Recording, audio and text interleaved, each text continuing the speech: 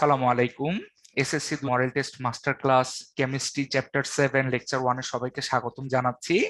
প্রথমে আমি আমার পরিচয়টা দিয়ে নিই। আমার নাম হচ্ছে সামির। আমি এখন বর্তমানে বুয়েটে আছি, সিভিল ইঞ্জিনিয়ারিং ডিপার্টমেন্টে। আমার কলেজ ছিল নটরডেম কলেজ। আমি 18 ব্যাচ। এই আমার ছোট পরিচয়। তো আজকে আমরা যে চ্যাপ্টারটা নিয়ে আলোচনা করব সেটা বইয়ের খুবই বিখ্যাত একটা চ্যাপ্টার এবং খুবই সুন্দর একটা চ্যাপ্টার, যেটা আমাদেরকে একদম কলেজ অ্যাডমিশন থেকে শুরু করে একদম ভার্সিটি অ্যাডমিশন এবং ভবিষ্যতে যারা কেমিস্ট্রি নিয়ে কাজ করবে সব জায়গায় কিন্তু এই চ্যাপ্টারটা তোমাকে প্রচুর পরিমাণে সাহায্য করবে। ঠিক আছে?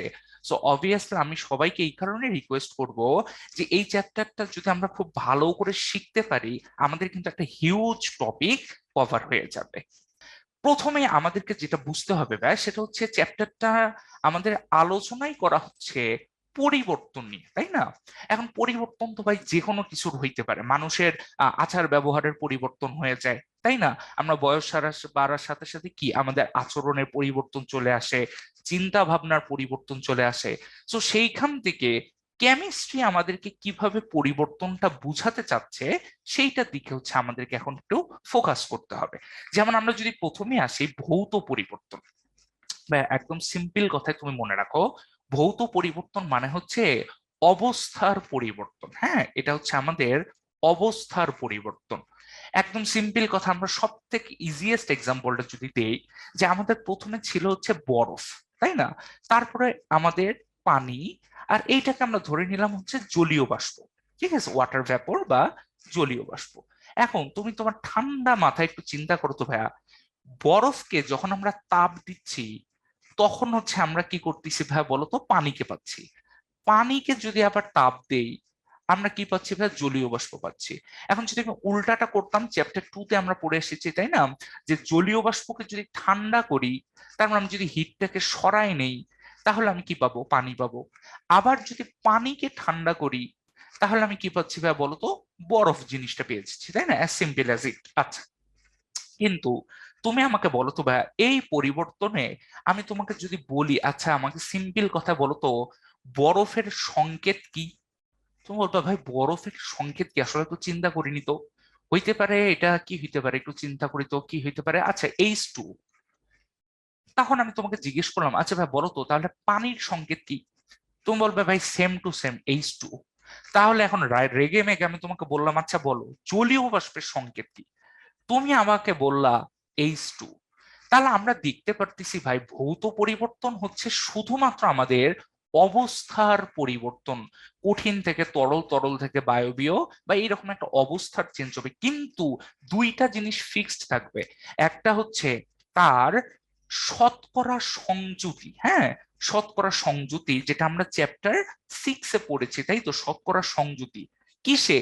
যৌগে, যৌগে মৌলের শতকরা সংযুতি। এই জিনিসটা কিন্তু ভাই আমাদের কি হয়ে যাচ্ছে বলতো? অপরিবর্তিত থাকতেছে বা আনচেঞ্জড অবস্থায় থাকতেছে, তাই না? আমরা দেখতে পারতেছি যে আমাদের এই যে পানি যে যৌগটা, এর মধ্যে যে মৌলগুলো আছে কে কে? একটা হাইড্রোজেন আর একটা কি অক্সিজেন। বরফের মধ্যে হাইড্রোজেন অক্সিজেনের যে পরিমাণ, পানির মধ্যেও একদম সেম, জলীয় বাষ্পের মধ্যেও একদম কি ভাই? সেম টু সেম থাকছে। তার মানে সিম্পল কথা আমরা বলতে পারি সংকেত আনচেঞ্জড অবস্থায় আছে, তাই না? সংকেতের আমরা কোনো ধরনের পরিবর্তন এখানে দেখতে পারতেছি না, যেটাকে আমরা সুন্দর করে বললাম যে মৌলের শতকরা সংযুতিগুলো কি অবস্থায় আছে বলতো? আনচেঞ্জ বা অপরিবর্তিত অবস্থায় আছে। সো তাহলে আমরা যেটা বলতে পারি যে ভৌত পরিবর্তন এমন একটা পরিবর্তন যে জায়গায় যৌগের মধ্যে মৌলের শতকরা সংযুতিগুলো কি থাকতেছে বলতো? বা অপরিবর্তিত অবস্থায় থাকতেছে। এবং আরেকটা জিনিস তুমি বুঝবে ভাই, সেটা যে আমার ধর্মের কোনো পরিবর্তন হয় না। ধর্মের পরিবর্তন উল্লেখযোগ্য নয়। এটা আরেকটা স্পেশাল পয়েন্ট, ধর্মের পরিবর্তন উল্লেখযোগ্য নয়। এই কথাটা আমরা ক্লিয়ারলি বুঝতে পারবো পরে যখন আমরা রাসায়নিক পরিবর্তনটা দেখে আসি, তখন আমরা এই জায়গাটা বুঝতে পারবো। আচ্ছা, এইবার আমরা আগে রাসায়নিক পরিবর্তনটা দেখি, দেন হচ্ছে আমরা এই ধর্মের পরিবর্তন উল্লেখযোগ্য নয় এই কথাটা এক্সপ্লেন করার চেষ্টা করছি। যেমন তুমি সিম্পল কথায় বলো, এই যে হাইড্রোজেন আর অক্সিজেন এরা মিলে কি করতেছে ভাই, পানি তৈরি করতেছে। প্রথম কথা ভাইয়া, এই পরিবর্তনে আমরা যেটা দেখতে পারতেছি যে আগে হাইড্রোজেন যে অণুগুলো ছিল, হ্যাঁ হাইড্রোজেনের যে অণুগুলো ছিল এদের মধ্যে হাইড্রোজেন পরমাণু ছিল 100%, তাই না? হাইড্রোজেন পরমাণু কত পার্সেন্ট? 100%। আবার এই যে অক্সিজেনের যে অণুটা ছিল, এই অণুর মধ্যে আমরা দেখতেছি অক্সিজেন পরমাণু কিন্তু ভাই 100%, তাই না? অক্সিজেন পরমাণু হচ্ছে 100%। কিন্তু তুমি চিন্তা করে দেখো ভাই, আমি যদি বলি যে আমাদের এই যে পানি যেটা তৈরি হচ্ছে, হ্যাঁ এই যে পানি যেটা তৈরি হচ্ছে, এই পানিতে তুমি একটা ঠান্ডা মাথায় চিন্তা করো তো ভাইয়া, আমরা কিন্তু কোনোটাই বলতে পারতেছি না যে অক্সিজেন 100%, এইটাও তুমি বলতে পারতেছো না, হাইড্রোজেন 100%, এইটাও বলতে পারতেছো না। তার মানে আমরা যেটা বলতে পারি যে এই পরিবর্তনটায় আমাদের কিন্তু সংকেত চেঞ্জ হয়ে যাচ্ছে, তাই না? খালি হাইড্রোজেনের সংকেত কি ছিল? H2। আর খালি অক্সিজেনের সংকেত কি ছিল? O2। এগুলো কিন্তু সবটাই কি হয়ে যাচ্ছে? চেঞ্জ হয়ে যাচ্ছে। সো সংকেত আমাদের কি হয়ে যাচ্ছে ভাই? চেঞ্জ হয়ে যাচ্ছে। অ্যান্ড সিম্পল কথায় আমরা বলতে পারি যে আগের বার আমাদের যেটা ছিল যে শতকরা সংযুতিটা অপরিবর্তিত থাকে, এখন কিন্তু আমরা বলতে পারি যে না, শতকরা সংযুতিটা কি হয়ে যাচ্ছে ভাই? চেঞ্জ হয়ে যাচ্ছে, তাই না? এটাই হচ্ছে আসল পয়েন্ট, যে যৌগে মৌলের শতকরা সংযুতি কি হয়ে যাচ্ছে ভাইয়া? চেঞ্জ হয়ে যাচ্ছে বা পরিবর্তিত হচ্ছে।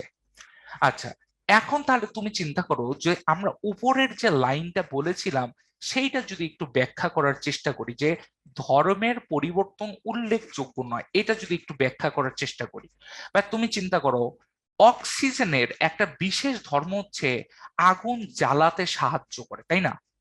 আগুন জ্বালাতে সাহায্য করে। কিন্তু তুমি একটু বলো তো ভাইয়া, পানির ধর্ম কি? দেখবা আমাদের দেশে কিন্তু একটা ধারণা আছে, আগুন লাগলেই সেখানে বলে যে "এই আগুন লাগছে, পানি ঢাল, পানি ঢাল, পানি ঢাল, ঠান্ডা পানি ঢালো", তাই না? ঠান্ডা পানি যদি ঢেলে দাও তাহলে কি হবে? আগুনটা নিভে যাবে। তাহলে অক্সিজেনের কাজ ছিল আগুন জ্বালাতে সাহায্য করা, সেখানে ঠান্ডা পানি আমাকে বলতিছে যে ভাই আগুন নেভাতে সাহায্য করা, তাই না? আগুন নেভাতে সাহায্য করা, এটা ছিল হচ্ছে কি বলতো ভাই, পানির একটা বৈশিষ্ট্য। এখন তাহলে তোমার কমন সেন্স কি বলে ভাই, একটু তুমি চিন্তা করে দেখো, অক্সিজেনের ধর্মের সাথে পানির ধর্মের কিন্তু একটা বিস্তর পার্থক্য আমরা দেখতে পারতেছি। কিন্তু এইরকম একটা পরিবর্তন তুমি কিন্তু ভৌত পরিবর্তনে দেখতে পাবে না, ঠিক আছে? ভৌত পরিবর্তনে কিন্তু আমরা এইরকম ব্যাপক কোনো পরিবর্তন দেখতে পাই না। সো তার মানে আমরা এখানে যে লাইনটা লিখতে পারি যে এই জায়গায় আমাদের ধর্মের যে পরিবর্তন, আমি যে ধর্মটা প্রকাশ করছিলাম সেই ধর্মের পরিবর্তনটা কিভাবে বলতো উল্লেখযোগ্য, একটা খুব সুন্দর পরিবর্তন তোমার মধ্যে দেখা যাবে। আরো ভালো করে বুঝলে বোঝা যায়, এই যে দেখো কার্বন আর অক্সিজেন তৈরি করতেছে carbon die oxide. Carbon die oxide আগুন নেভাতে সাহায্য করে আর অক্সিজেন আগুন জ্বালাতে সাহায্য করে। এই রকম একটা পরিবর্তন কিন্তু আমরা কোথায় পাই? রাসায়নিক পরিবর্তনে দেখতে পাই।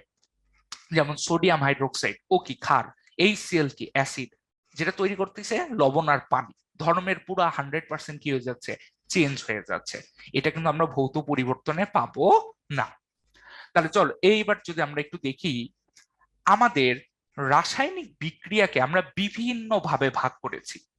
প্রথমে আমরা করেছি যে রাসায়নিক বিক্রিয়ার দিক অনুসারে, ঠিক আছে ভাই? প্রথম ভাগটা কি অনুসারে বলতো? দিক অনুসারে, যে রাসায়নিক বিক্রিয়াটা আসলে আমার কোন দিকে যাচ্ছে সেই দিক অনুযায়ী আমরা ভাগ করেছি। যেমন যদি আমি বলি রিয়াক্ট্যান্টের বাংলা হচ্ছে বিক্রিয়ক, আর প্রোডাক্টের বাংলা হচ্ছে উৎপাদ। যদি আমরা দেখি কোনো বিক্রিয়ায় শুধুমাত্র বিক্রিয়ক থেকে উৎপাদ হচ্ছে কিন্তু উৎপাদ থেকে বিক্রিয়ক হচ্ছে না, সেই বিক্রিয়াকে আমরা বলতেছি হচ্ছে একমুখী বিক্রিয়া। একদম সিম্পল কথায় যদি বলি, যে বইয়ের যে উদাহরণটা দেওয়া আছে একদম সব থেকে ইজিয়েস্ট বোঝার জন্য, সব থেকে বেস্ট উদাহরণ, একটা পাত্র আমি নিছি, ঠিক আছে ভাই? একটা পাত্র নিছি, বিশাল মুখ, খালি যে পাত্রটা, এইরকম একটা পাত্র, এটার ভিতরে আমরা কি নিয়েছি ভাই? এটার ভিতরে হচ্ছে আমি চুনা পাথর নিয়েছি। চুনা পাথর চিনি তো সবাই না, মার্বেল পাথর, ক্যালসিয়াম কার্বনেট, একদম এক্স্যাক্টলি চুনা পাথর নিয়েছি। নেওয়ার পরে এই জায়গাটায় আমরা তাপ দেওয়া শুরু করছি। তাহলে তুমি আমাকে বলো, ক্যালসিয়াম কার্বনেটকে যদি আমরা তাপ দিই, তাহলে ওর মধ্যে কি একটা বিয়োজন ঘটে। বিয়োজনে কি তৈরি হয়? ক্যালসিয়াম অক্সাইড আর কার্বন ডাই অক্সাইড তৈরি হচ্ছে। তুমি চিন্তা করো তো ভাইয়া, এই যে কার্বন ডাই অক্সাইড, ও কি একটা গ্যাস। এখন কোন গ্যাস তারা কি মানুষের কথা মতো এক জায়গায় বসে থাকবে? কখনোই না। তারা কি হবে, গ্যাস আকারে এখান থেকে, যেহেতু খোলা পাত্র, আরামসে আমি আকাশে কি করব ভাই বলো তো, চলে যাব। আর তুমি হয়তো ক্যালসিয়াম অক্সাইড গুলোকে এখানে পাবে, এই যে লাল লাল যেগুলো দেখতে পাচ্ছ না, এগুলো হচ্ছে আমরা ধরতে পারি যে ক্যালসিয়াম অক্সাইড, ঠিক আছে? এই যে লাল লাল যেগুলো আছে, এগুলো হচ্ছে আমাদের ক্যালসিয়াম অক্সাইড।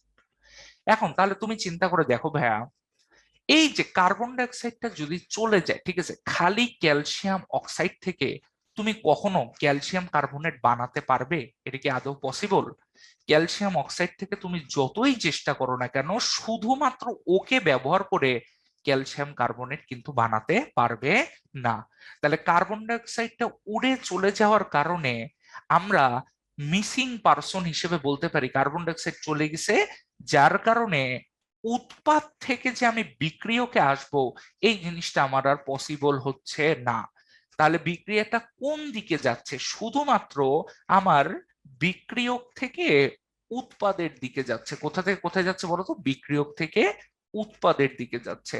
তাহলে কোন রাসায়নিক বিক্রিয়া যদি এমন দেখি যে সে শুরু করছিল বিক্রিয়ক থেকে, চলে গেল উৎপাদে, কিন্তু উৎপাদ থেকে আর আসতে পারতিছে না, তাহলে সেই বিক্রিয়াকে আমরা বলতেছি একমুখী বিক্রিয়া।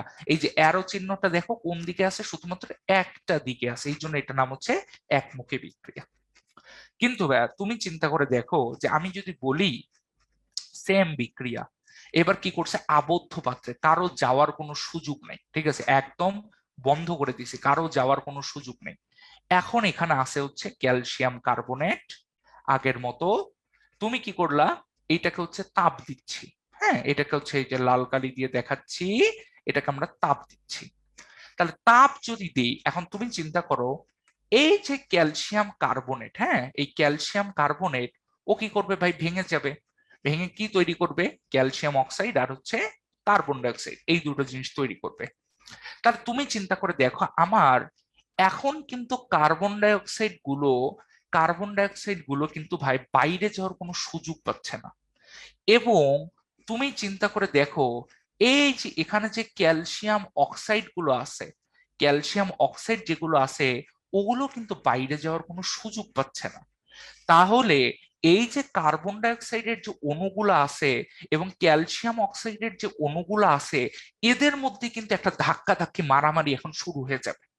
এবং যখনই ধাক্কাধাক্কি মারামারি শুরু হবে, তখনই কিন্তু ভাই আমাদের আবার ক্যালসিয়াম কার্বনেট কিন্তু তৈরি করে বসে থাকবে। তাহলে বিক্রিয়াটা হচ্ছেটা কি ভাই? একদম সিম্পল কথা আমরা বলতে পারি, ক্যালসিয়াম কার্বনেট ও প্রথমে ভাঙতিছে, ভেঙে কি তৈরি করতেছে? ক্যালসিয়াম অক্সাইড আর কার্বন ডাই অক্সাইড তৈরি করতেছে। এরপর আবার হচ্ছে এটা কি, আবার হচ্ছে ভাই উল্টাটা, এই যে আমাদের ক্যালসিয়াম অক্সাইড আর কার্বন ডাই অক্সাইড বিক্রিয়া করে ক্যালসিয়াম কার্বনেট তৈরি করতেছে। তাহলে এই যে তুমি চিন্তা করো তো ভাইয়া, তুমি কোথা থেকে কোথায় যাচ্ছ? একবার তুমি বিক্রিয়ক থেকে উৎপাদ পাচ্ছ, আরেকবার তুমি যেটা করছো উৎপাদ থেকে বিক্রিয়ক পাচ্ছ। এই যে বিক্রিয়া, যার দিক কয়টা? দিক হচ্ছে দুইটা দিক, তাই না? একটা হচ্ছে বিক্রিয়ক থেকে উৎপাদ, আর একটা হচ্ছে উৎপাদ থেকে বিক্রিয়ক, সামনে পিছনে। তাহলে এই যে দুইটা দিক, এই দুইটা দিক যে বিক্রিয়ায় থাকে, তাকে আমরা বলি হচ্ছে উভমুখী বিক্রিয়া। তাকে কি বলছি? উভমুখী বিক্রিয়া বলছি। এবং ভাইয়া তুমি, আমরা যখন চ্যাপ্টারের লাস্টে লাসাতেলিয়ার নীতিটা দেখবো, তখন তুমি দেখবা এই যে ক্যালসিয়াম কার্বনেট ও ভেঙে যে ক্যালসিয়াম অক্সাইড আর কার্বন ডাইঅক্সাইড তৈরি করছে না, এইটাকে আমরা বলি হচ্ছে তোমার সম্মুখমুখী বিক্রিয়া। কি বিক্রিয়া বলো তো ভাইয়া? সম্মুখমুখী বিক্রিয়া। আর তুমি কনসিডার করো যে এই যে কার্বন ডাই অক্সাইড আর ক্যালসিয়াম অক্সাইড, ওরা যে আমার তৈরি করতেছে ক্যালসিয়াম কার্বনেট, তার মানে কোন দিকে আসতেছে ভাই বলো তো একটু। এই যে লাল কালার দিয়ে দেখাচ্ছি, এটা আসতেছে হচ্ছে কোন দিকে, পিছনের দিকে, তাই তো। এইটাকে আমরা বলি হচ্ছে পশ্চাৎমুখী বিক্রিয়া। যেটা পিছন দিকে আসে তার নাম হচ্ছে পশ্চাৎমুখী বিক্রিয়া, আর যেটা সামন দিকে আসে সেটাকে আমরা বলি হচ্ছে সম্মুখমুখী বিক্রিয়া। একটা হচ্ছে সম্মুখমুখী বিক্রিয়া আর একটা হচ্ছে পশ্চাৎমুখী বিক্রিয়া। তাহলে এখন যদি আমরা খুব ভিআইপি একটা কোশ্চেন আলোচনা করি, ঠিক আছে, কিরকম কোশ্চেন, যে প্রথম প্রশ্নটা আমাকে বলা হয়েছে, দেখো বোর্ডে বহুবার আসছে কি, উভমুখী বিক্রিয়া কাকে বলে। তাহলে আমাদের সংজ্ঞায় কিন্তু দুইটা জিনিস বলতে হবে। একটা হচ্ছে বিক্রিয়ক থেকে, বিক্রিয়ক থেকে উৎপাদ হচ্ছে, এইটাকে একবার বলতে হবে। আরেকবার বলতে হবে উৎপাদ থেকে কি হচ্ছে বলতো ভাইয়া, বিক্রিয়ক হচ্ছে, এই কথাটা বলতে হবে। তাহলে কোন রাসায়নিক বিক্রিয়া যদি এমন হয় যে বিক্রিয়ক পদার্থ বিক্রিয়া করে উৎপাদে পরিণত হয়, এটা হচ্ছে একটা পয়েন্ট। আর উৎপাদ বিক্রিয়া করে পুনরায় বিক্রিয়কে পরিণত হয়, এটা হচ্ছে আরেকটা পয়েন্ট। এই ধরনের বিক্রিয়াকে আমরা বলতেছি হচ্ছে রাসায়নিক বিক্রিয়া। এই ধরনের বিক্রিয়াকে আমরা কি বলছি বলতো ভাইয়া, এই ধরনের বিক্রিয়াকে আমরা বলছি রাসায়নিক বিক্রিয়া। যেমন আরেকটা এক্সাম্পল যদি দেই, এই যে ভাইয়া তুমি চিন্তা করে দেখো, তুমি মনে রাখবে carbon oxygen, carbon oxygen carbon, হ্যাঁ, এই জিনিসটার নাম হচ্ছে ভাইয়া অ্যাস্টার। এই পদার্থটার নাম কি, এই পদার্থটার নাম হচ্ছে অ্যাস্টার। ঠিক আছে, তাহলে এখন আমাকে একটু বলো, তুমি তোমার কমন সেন্স একটু কাজে লাগাও, ঠিক আছে ভাইয়া, তুমি তোমার কি কাজে লাগাও, একটু কমন সেন্স কাজে লাগাও। যে সাপোজ আমি বললাম CH3, ঠিক আছে, তারপর হচ্ছে CH2, তারপর হচ্ছে অক্সিজেন, তারপর হচ্ছে কার্বন মাথার উপর অক্সিজেন, CH3, তাহলে এটাও কিভাবে বলতো, একটা অ্যাস্টার। ঠিক আছে, এটা হচ্ছে কি আমাদের একটা অ্যাস্টার। তাহলে এখন এও যদি একটা অ্যাস্টার হয়, এখন আমরা যে কাজটা করব সেটা হচ্ছে খুব সুন্দর একটা কাজ, বলতো কি ভাইয়া, আমি এটার সাথে পানির বিক্রিয়া দিচ্ছি। কার বিক্রিয়া দিচ্ছি বলতো ভাই, পানির বিক্রিয়া দিচ্ছি। এখন যদি আশেপাশে কোনো অ্যাসিড থাকে, যে কি হিসেবে কাজ করবে বলতো, প্রভাবক হিসেবে কাজ করবে। এই প্রভাবকের কাজটা কি জানে, অ্যাসিডের কাজটা কি বলতো, দেখি কে বলতে পারো। অ্যাসিডের কাজটা হচ্ছে একদম সিম্পল, এই যে পানি আছে না, পানিকে হচ্ছে H+ আর OH- ভেঙে ফেলা, এটাই হচ্ছে এই জায়গায় অ্যাসিডটার প্রধান কাজ। ঠিক আছে ভাই, তাহলে আমাদের অ্যাসিডের এখানে প্রধান কাজ কি দাঁড়াচ্ছে, অ্যাসিডটার এই জায়গাটায় প্রধান কাজটা দাঁড়াচ্ছে পানিকে কি করে ভাই বলতো, পানিকে হচ্ছে আমাদের H+ আর OH- এই অংশটাই কি করা ভাই বলতো, ভেঙে ফেলা। তাহলে একে যদি এখন আমরা ভাঙি, তাহলে এখন কথা হচ্ছে এই সামনের অংশটাকেও কিন্তু ভাই কি করতে হবে বলতো, ভেঙে চুরে একাকার করতে হবে, তাই না। ভেঙে চুরে কি করতে হবে বলতো, একাকার করতে হবে। এবং কথা হচ্ছে ভাই, এই যে ভাঙনটা হবে, ঠিক আছে ভাই, এই যে ভাঙনটা হবে, এই ভাঙনটা আসলে ভাই কিভাবে হবে সেইটা যদি আমাদেরকে একটু বুঝাই দিতেন তাহলে আমরা খুব উপকৃত হব।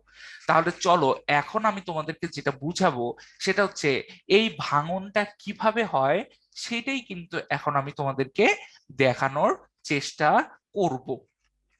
তাহলে কমন সেন্স কাজে লাগাও ভাই, ঠিক আছে, তুমি তোমার কমন সেন্স কাজে লাগাও। আমাদের অলরেডি একটা H+ আর একটা OH- কি হয়েছে বলতো, তৈরি হয়েছে, ঠিক আছে, অলরেডি একটা H+ আর একটা OH- তৈরি হয়েছে।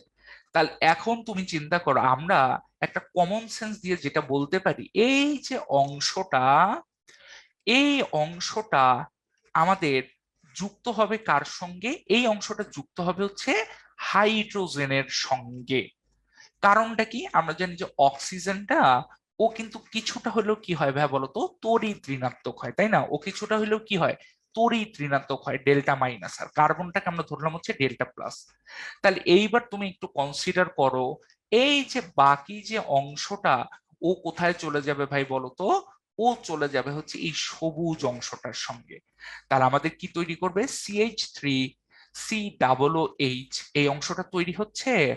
আর কি তৈরি হচ্ছে ভাই বলতো, আর যেটা তৈরি হচ্ছে সেটা হচ্ছে আমাদের এই জায়গায়, এই যে অংশটা নীল কালিটা যদি ব্যবহার করি তাহলে বুঝতে সুবিধা হবে, এই যে অংশটা ও চলে যাচ্ছে কার সঙ্গে, H+ এর সঙ্গে। তাহলে কি তৈরি করবে, CH3CH2 OH তৈরি করলো।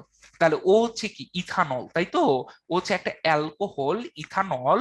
আর পাশের জনকে আমরা কি বলতে পারি বলতো ভাই? পাশের জনকে বলতে পারি হচ্ছে কার্বক্সিলিক অ্যাসিড। কি অ্যাসিড বলতো ভাই? Carboxylic acid. তাহলে তুমি চিন্তা করে দেখো, বিক্রিয়া করার সময় আসলে হচ্ছে এটা কি, বিক্রিয়া যখন এরা করবে তখন অ্যাসিডটা দিবে হচ্ছে OH, আর ইথানল দিবে হচ্ছে খালি H। এই OH আর H মিলেই কিন্তু আমাদের কি তৈরি করবে ভাই বলতো? যে পানিটা হচ্ছে তৈরি করবে। তাহলে এই যে বিক্রিয়াটা, বিক্রিয়া কয় দিকে যাচ্ছে? বিক্রিয়াটা আমরা বলতেছি ভাই, বিক্রিয়াটা হচ্ছে দুই দিকে যাচ্ছে। বিক্রিয়ক থেকে আমাদের উৎপাদে যাচ্ছে, আবার কি হচ্ছে ভাই একটু বলো তো, উৎপাদ থেকে বিক্রিয়কে আসতেছে। এইরকম বিক্রিয়াকে আমরা বলছি উভমুখী বিক্রিয়া। তোমাদের কাছে আমার একটা প্রশ্ন, ভাইয়া উভমুখী বিক্রিয়া তো বুঝলাম, আমাদেরকে কাইন্ডলি একটু বলবেন কি যে উভমুখী বিক্রিয়াকে কিভাবে একমুখী বিক্রিয়ায় করা যায়? এইটা হচ্ছে একটা খুব সুন্দর প্রশ্ন, যে আমাদের একটা উভমুখী বিক্রিয়া আছে, তাকে একটা একমুখী বিক্রিয়া করে দাও। যেমন ভাই একটা প্রথম কাজ হচ্ছে সব থেকে সোজা, আমরা অলরেডি করে ফেলেছি। যদি কোনো গ্যাস থাকে, যদি কোনো গ্যাস থাকে, তাকে কি করো ভাই? পাত্র থেকে উড়ে চলে যেতে বলো। তাকে পাত্র থেকে চলে যেতে বলো। এটা হচ্ছে প্রথম কাজ, যে পাত্র থেকে কি বলো ভাইয়া বলো তো? চলে যেতে বলো। যেমন তুমি চিন্তা করো, এই যে একটু আগে আমরা দেখছিলাম খোলা পাত্র, খোলা পাত্রে কি হচ্ছে? ক্যালসিয়াম কার্বনেটটা ভাঙছে, ক্যালসিয়াম অক্সাইড আর কার্বন ডাই অক্সাইড তৈরি করতেছে। তাহলে আমরা দেখলাম এই কার্বন ডাই অক্সাইডটা কি হচ্ছে বলতো? উড়ে চলে যাচ্ছে, তাই তো? উড়ে চলে যাচ্ছে, উড়ে যাচ্ছে। তাহলে কোনো বিক্রিয়ায় যদি বদ্ধ পাত্রে হয়, কোনো বিক্রিয়া যদি বদ্ধ পাত্রে হয়, তাহলে তুমি যে কাজটা করবা ভাই, এই যে বদ্ধ পাত্রে যে বিক্রিয়াটা হচ্ছে না, এই বদ্ধ পাত্রে তুমি কি করবা বলো তো ভাই? বদ্ধ পাত্রে তুমি যেটা করবা, এই যে ক্যালসিয়াম কার্বনেট, যেটাকে ভাঙলে তুমি ক্যালসিয়াম অক্সাইড আর কার্বন ডাই অক্সাইড পাচ্ছ, এইটাকে উড়ে যাওয়ার ব্যবস্থা করতে হবে। সেই জন্য বদ্ধ পাত্রটাকে আমরা কি করব বলতো ভাই? খোলা পাত্রে পরিণত করে দিব, তাই তো? বদ্ধ পাত্রটাকে কি করব? খোলা পাত্রে পরিণত করব। তাহলে আমরা কিন্তু কি পাচ্ছি বলতো ভাইয়া? যে একটা উভমুখী বিক্রিয়া সে কি হয়ে যাচ্ছে বলতো? একমুখী বিক্রিয়া হচ্ছে। আবার তুমি চিন্তা করে দেখো, যে আমি যদি তোমাকে বলি যে তোমার কি ছিল, একটা সিলভার নাইট্রেট ছিল, হ্যাঁ সিলভার নাইট্রেট, ও হচ্ছে পানিতে দ্রবণীয়, খুব সুন্দর পানিতে দ্রবণীয়। এরপরে তুমি যেটা করছো ভাই সেটা হচ্ছে ওর সঙ্গে তুমি সোডিয়াম ক্লোরাইড, ও পানিতে খুব সুন্দর দ্রবণীয় করে দিয়েছো।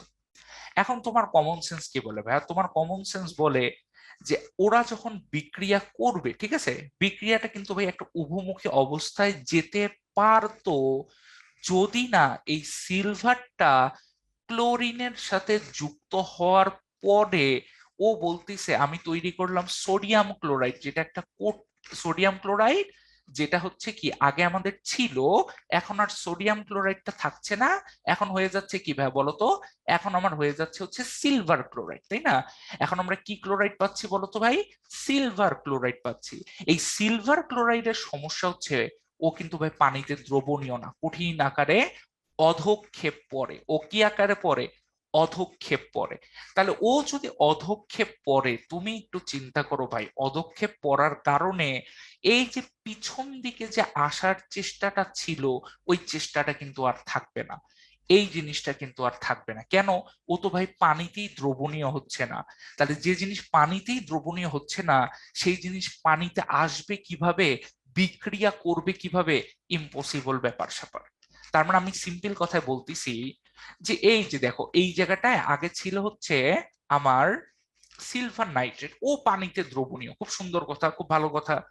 ওর সঙ্গে যখন আমরা সোডিয়াম ক্লোরাইডটা দিলাম, ও পানিতে দ্রবণীয়, খুব সুন্দর কথা।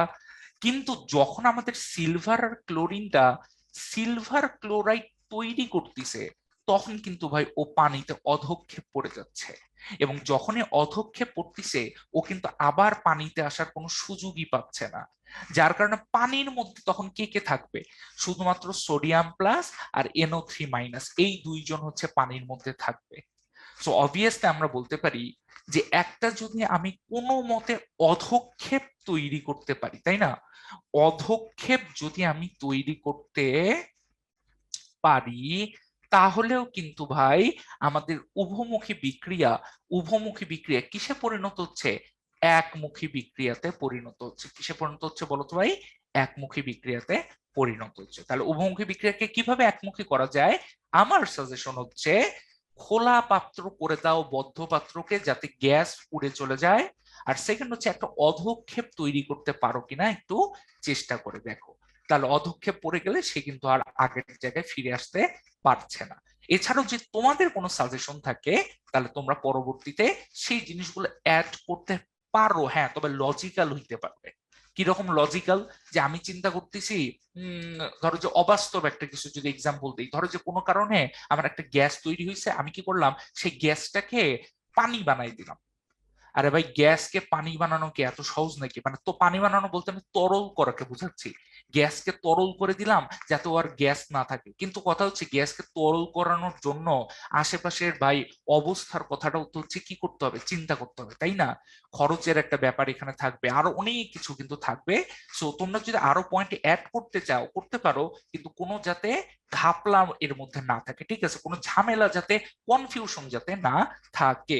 এই দুটো হচ্ছে আমার কাছে মনে হচ্ছে one of the most important valid point আর কি। আচ্ছা, এইবার যদি আমরা একটু যাই আমাদের খুবই ইম্পর্টেন্ট দুইটা বিক্রিয়া, একটা হচ্ছে তাপ উৎপাদী বিক্রিয়া আর একটা হচ্ছে তাপহারী বিক্রিয়া। তার সিম্পল কথায়, যে রাসায়নিক বিক্রিয়ায় তাপ উৎপন্ন হয়, তাই না? তাপ আমাদের উৎপন্ন হয়, সিম্পল কথায় গরম লাগে ভাই, এসি ছাড়েন গরম লাগে, এইরকম একটা অবস্থা। তাহলে যে রাসায়নিক বিক্রিয়ায় তাপ উৎপন্ন হয় তাকে আমরা বলছি কি ভাই বলতো? তাপ উৎপাদী বিক্রিয়া। আর যে শীতকাল, তাহলে একে আমরা বলতে পারি কি জানো? এ হচ্ছে গ্রীষ্মকাল। হ্যাঁ, এত পরিমাণে তাপ উৎপন্ন হচ্ছে যে গরম লাগতেছে। আর পাশের জন্য হচ্ছে শীতকাল। কি হচ্ছে ভাই? আশেপাশ থেকে আরো ঠান্ডাকে সে কি করছে, শোষণ করে নিচ্ছে। সো তাপ উৎপন্ন হওয়ার জায়গায় যেটা হয় সেটা হচ্ছে তাপ কি হচ্ছে ভাই বলতো? শোষিত হচ্ছে। তাপ কি হচ্ছে? শোষিত হচ্ছে। তাহলে একজন তাপ উৎপন্ন করে আর একজন তাপ কি করে, শোষণ করে। এই বিক্রিয়াটাকে আমরা বলছি তাপহারী বিক্রিয়া। ভাই উদাহরণ দেন, উদাহরণ দেন। সাপোজ আমি যদি বলি, নাইট্রোজেন যখন হাইড্রোজেনের সাথে বিক্রিয়া করে, ও তো অ্যামোনিয়া তৈরি করতেছে, তাই না? এই অ্যামোনিয়া তৈরি করার সময় কিন্তু ভাই অ্যামোনিয়ার সাথে সাথে 92 কিলো জুল তাপ শক্তি কিন্তু তৈরি হয়ে যাচ্ছে। কেন 92 কিলো জুল তাপ শক্তি তৈরি হচ্ছে, এই ব্যাখ্যাটা একটু পরে আমরা দিচ্ছি, ঠিক আছে? কিন্তু কথা হচ্ছে তাপ যেহেতু উৎপন্ন হচ্ছে, তাই ওকে আমরা বলতেছি তাপ উৎপাদী বিক্রিয়া। কিন্তু একই নাইট্রোজেন যখন অক্সিজেনের সাথে বিক্রিয়া করে এবং তৈরি করে হচ্ছে নাইট্রিক অক্সাইড, এই যৌগটার নাম হচ্ছে নাইট্রিক অক্সাইড। এই নাইট্রিক অক্সাইড তৈরি করার সময় কিন্তু ভাই আমাদের 180 কিলোজুল তাপ শক্তি শোষিত হচ্ছে। 180 কিলোজুল তাপ শক্তি শোষিত হচ্ছে, এই জন্য এটাকে আমরা বলতেছি তাপ হারি বিক্রিয়া। আগেরটা কি ছিল বলতো? তাপ উৎপাদী বিক্রিয়া। এই হচ্ছে দুইটার বেসিক ডিফারেন্স বা মেইন পার্থক্য। আচ্ছা, এখন আমি যে কথাটা বলছি সেটা হচ্ছে ভাই, যে এই জায়গাটায় আমাদের বইয়ের মধ্যে একটা কথা বলা আছে যে তাপ উৎপাদী বিক্রিয়ায় ডেল এইচ এর মান, ডেল এইচ এর মান এটা হচ্ছে ভাই নেগেটিভ, ঠিক আছে? এটা হচ্ছে নেগেটিভ। আর তাপহারী বিক্রিয়ায় ডেল এইচ এর মান হচ্ছে কি ভাই বলতো? পজিটিভ।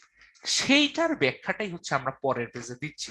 যেমন উপরের এই বিক্রিয়াটাকে তুমি চাইলে কিন্তু এইভাবে লিখতে পারো ভাই, যে নাইট্রোজেন ও হাইড্রোজেনের সাথে বিক্রিয়া করে অ্যামোনিয়া তৈরি করছে, খুব সিম্পল কথা, ভালো কথা। তার সাথে সাথে আমাদের 92 কিলোজুল পার মোল তাপ শক্তি কিন্তু উৎপন্ন হচ্ছে, মানে 1 মোল থেকে 92 কিলোজুল তাপ শক্তি তুমি পাচ্ছ। সো দ্যাটস ওয়াই এখানেও আমরা কিন্তু ডেল এইচ এর সাহায্য মানে লিখতে পারি। উপরেরটাও তুমি লিখতে পারো, নিচেরটাও লিখতে পারো। এইখানেও তুমি একই কাজ করতে পারো, যে এই বিক্রিয়াটাতে তুমি লিখলা যে ডেল এইচ এর মান, ডেল এইচ এর মান কিভাবে লেখা যায় বলতো? ডেল এইচ সমান সমান 180 কিলোজুল। তার মানে তোমাকে কিন্তু দুইটার যে কোনো একটা লিখলেই হচ্ছে। তুমি যদি লেখো যে N2 + O2 আমাদের 2NO তৈরি করছে এবং এখানে ডেল এইচ এর মান হচ্ছে 180 কিলোজুল পার মোল, তাও কিন্তু কোনো সমস্যা হওয়ার কথা না, ঠিক আছে? কিন্তু দুইটাকে আবার মিক্স করতে যেও না, যে তুমি মাইনাস দিয়েও লিখছো আবার হচ্ছে তুমি ডেল এইচও লিখছো, একসাথে লেখার দরকার নেই। তুমি যে কোনো একটা ওয়েতে জিনিসটাকে লিখে ফেলবে, কোনো সমস্যা হচ্ছে আর কথা না আর কি, ঠিক আছে? আচ্ছা, এইবার তাহলে চলো আমরা যদি একটু আসি যে ভাইয়া কেন এই ঘটনাটা ঘটছে একটু বলে। যেমন ভাই আমি তোমাকে একটা সিম্পল কথাই বলি, আমি একটা গ্রাফ আঁকি, হ্যাঁ? গ্রাফ আঁকলে তুমি হচ্ছে ইজিলি বুঝতে পারবে। ধর আমি বলতেছি এটা হচ্ছে সময়, এইটা হচ্ছে আমাদের অভ্যন্তরীণ শক্তি। অভ্যন্তরীণ শক্তি মানে কি?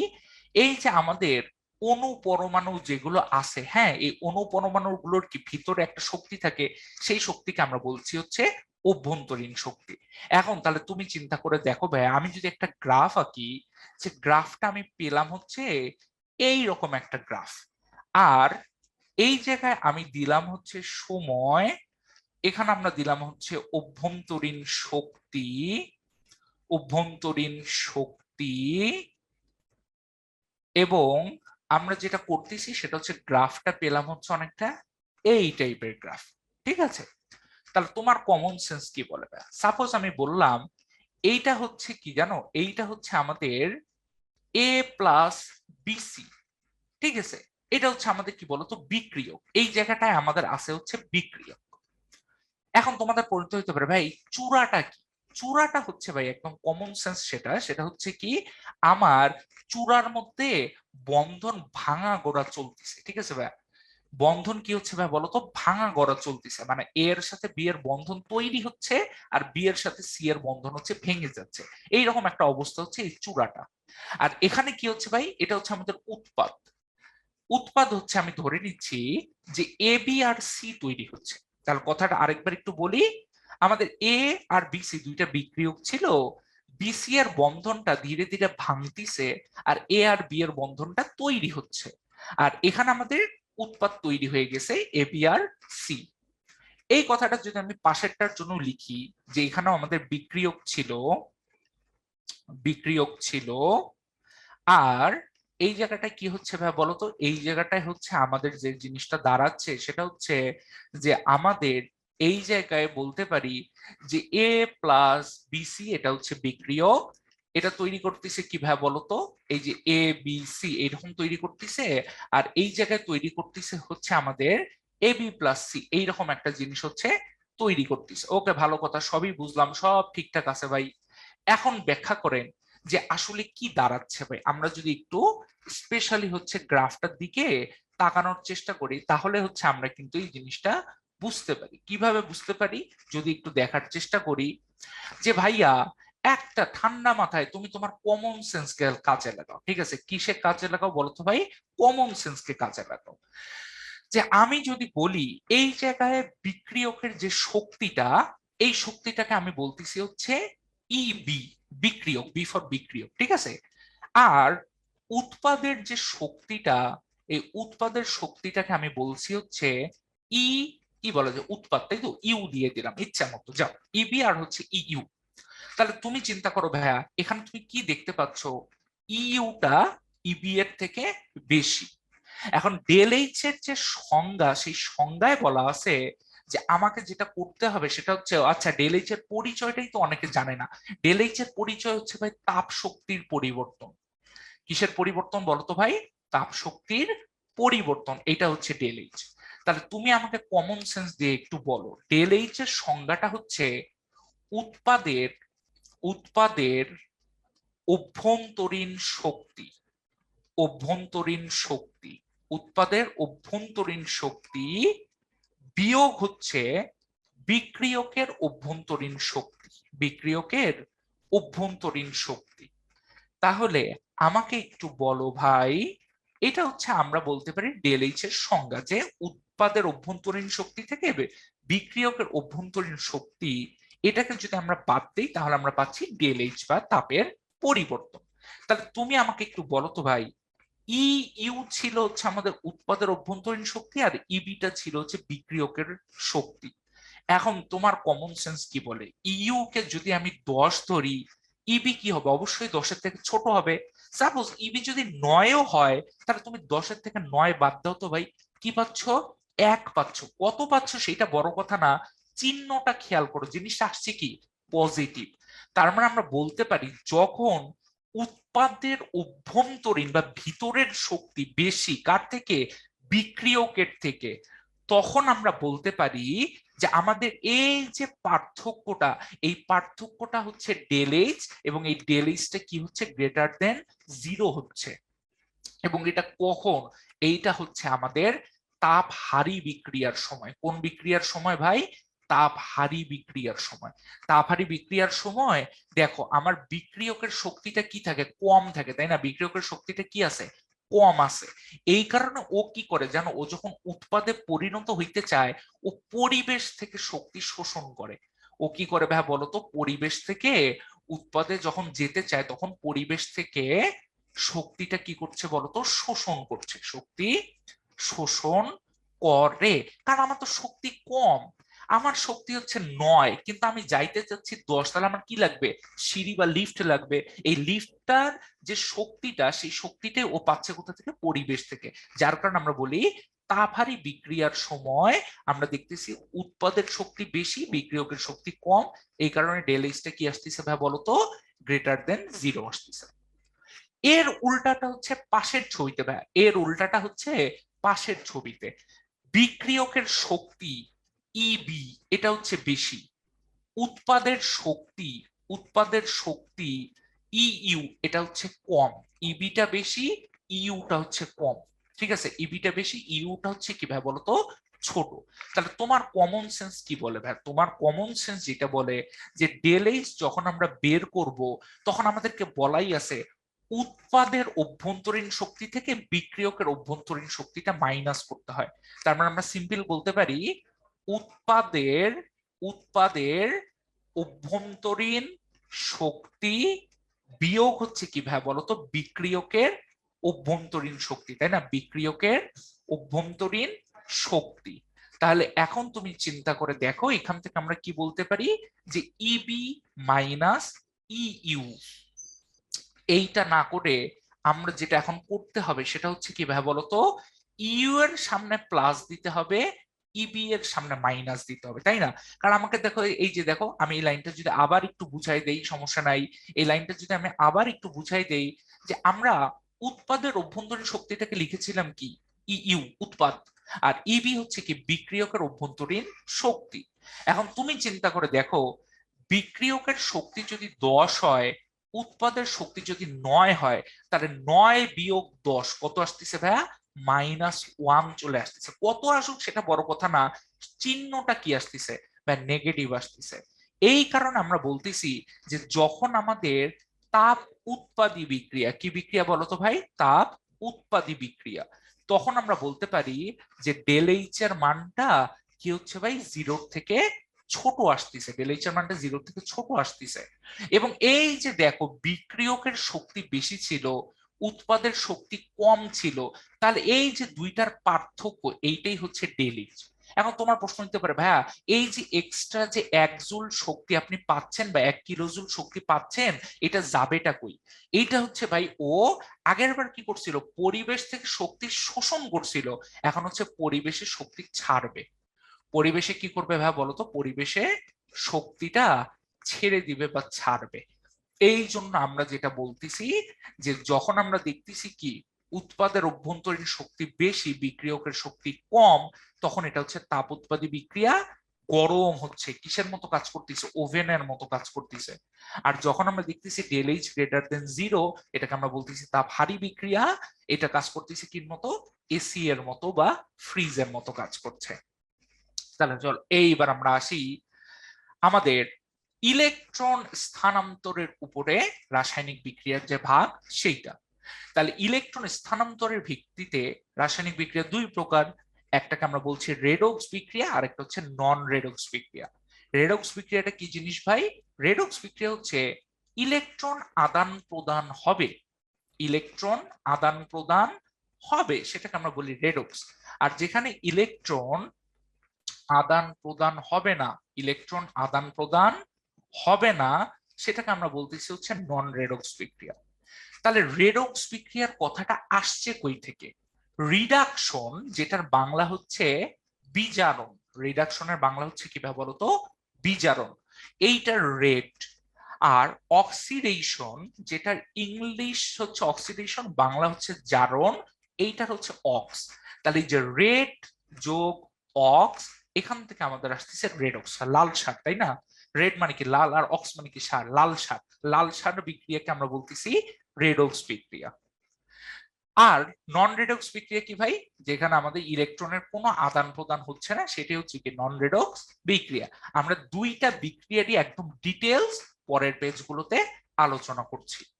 তাহলে প্রথমে আমরা আসি যে ভাই রেডক্স মানে তো আপনি বললেন যে একটা হচ্ছে রেড, রেড কথাটা আসছে কই থেকে? রিডাকশন থেকে, তাই না? রিডাকশন মানে কি? রিডাকশন মানে হচ্ছে বিজারণ।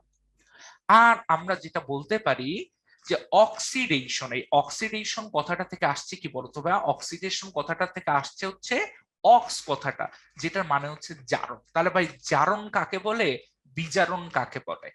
অ্যান্সারটা হচ্ছে ভাই জারণ মানে সিম্পল কথায় ছাড়ন। কিসের ছাড়ন? ইলেকট্রনের ছাড়ন।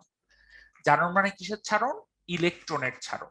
তাহলে কোন বিক্রিয়ক যদি ইলেকট্রন ত্যাগ করে, ঠিক আছে ভাইয়া, কোন বিক্রিয়ক যদি ইলেকট্রন ত্যাগ করে, তাহলে সেই বিক্রিয়াটার নাম কি? সেই বিক্রিয়ার নাম হচ্ছে আমাদের জারণ বিক্রিয়া।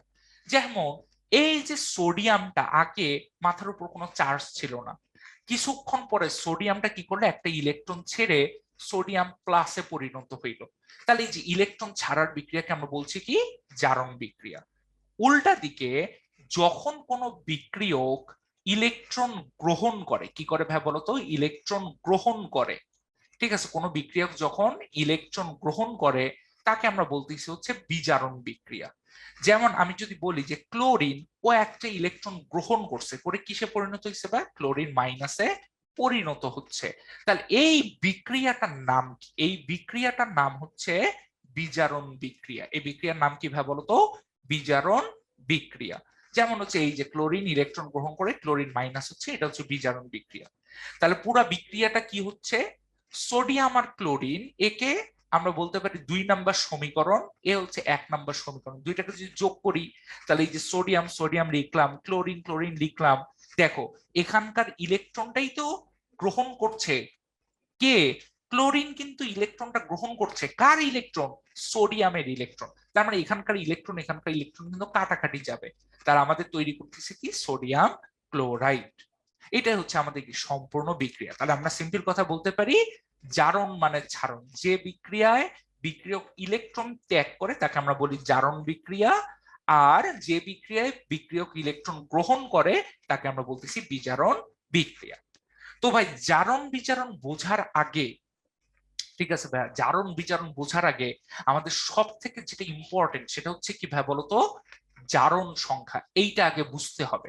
এইটা বোঝার আগে আমরা একটা বোর্ড প্রশ্ন, ইলেকট্রনীয় ধারণায় জারণ কাকে বলে? ভাইয়া ইলেকট্রনীয় ধারণা বলতে বোঝাচ্ছে আধুনিক ধারণা। আধুনিক ধারণা। আগে মানুষজন কিন্তু একটা ভুল কনসেপ্ট তাদের মধ্যে ছিল। কিরকম ভুল কনসেপ্ট? যে আগে মানুষজন মনে করতো তোমার সাথে এই সোডিয়ামের সাথে অক্সিজেন যোগ হয়েছে, তাহলে এটাকে আমরা বলবো জারণ।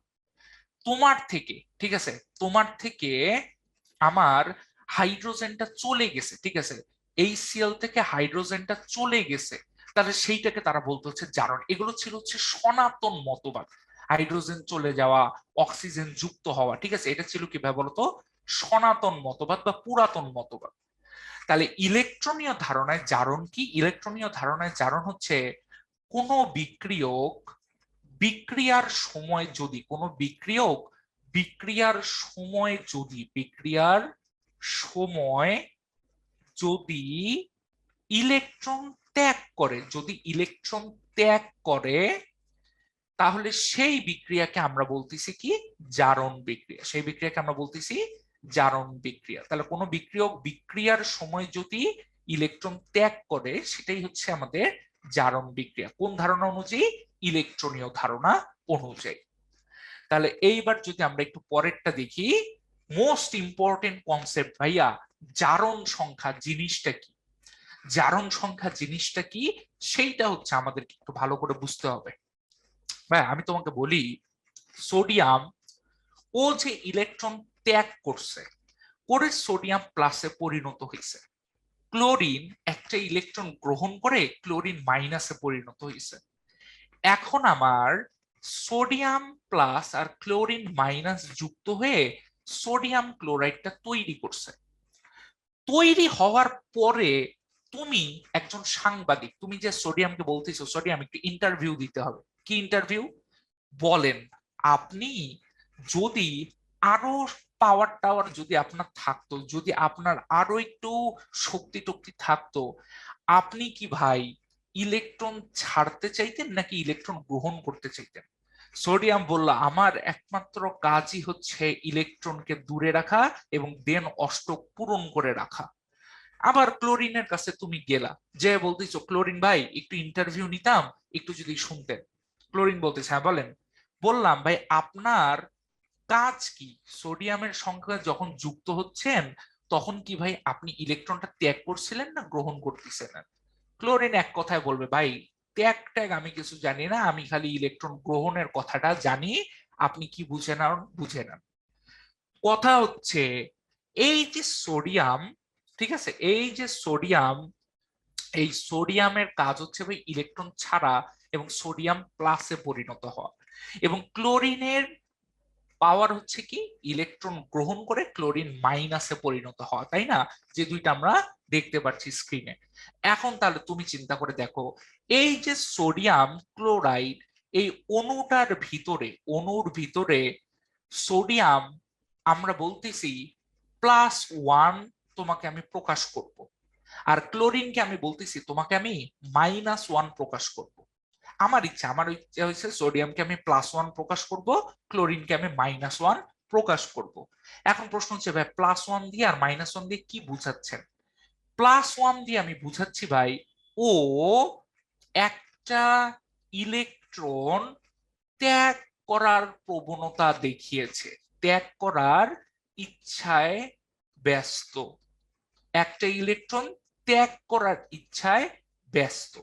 তার মানে কি বলতে পারতেছি ভাই, সোডিয়াম ক্লোরাইড যৌগটা যখন আমরা তৈরি করছি তখন সোডিয়ামটা কি করছে বলতো, একটা ইলেকট্রন ত্যাগ করায় ব্যস্ত ছিল।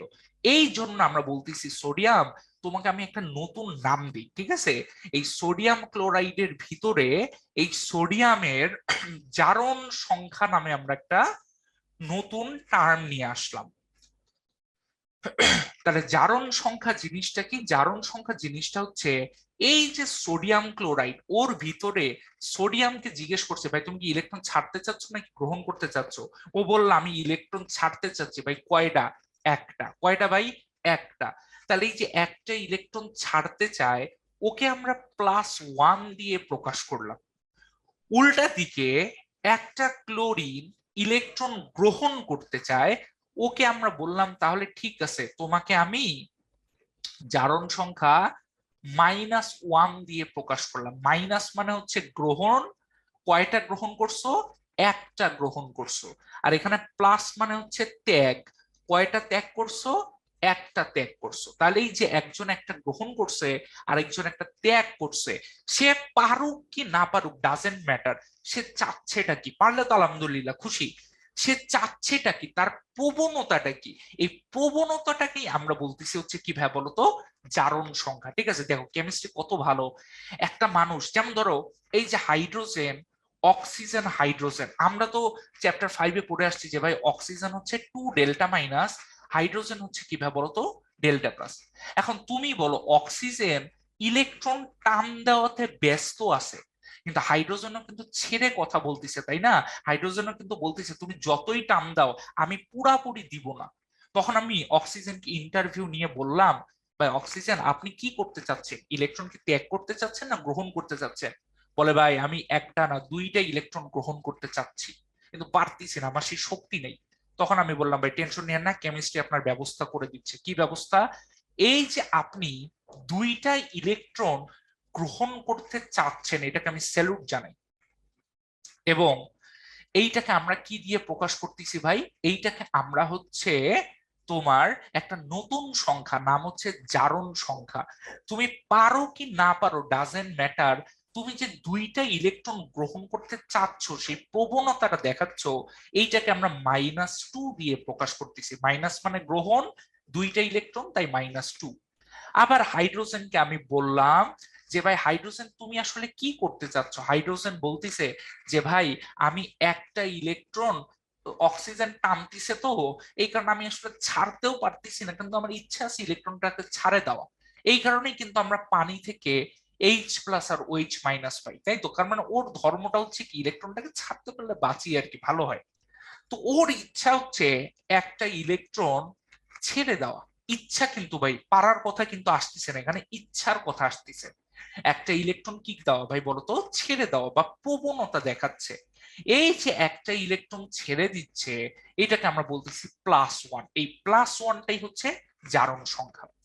তাহলে কোন একটা অণুর ভিতরে একটা পরমাণু ইলেকট্রন ছাড়তে চাচ্ছে, সে পারুক বা না পারুক, এই সংখ্যাটাকে আমরা মাইনাস দিয়ে প্রকাশ করি। আর না, সরি, প্লাস দিয়ে প্রকাশ করি। যখন আমাদের এই যে দেখো ইলেকট্রন কি ছাড়ছে না, ইলেকট্রন ছাড়াকে আমরা কি দিয়ে প্রকাশ করি বলতো ভাই? ইলেকট্রন ছাড়াকে আমরা প্লাস দিয়ে প্রকাশ করছি।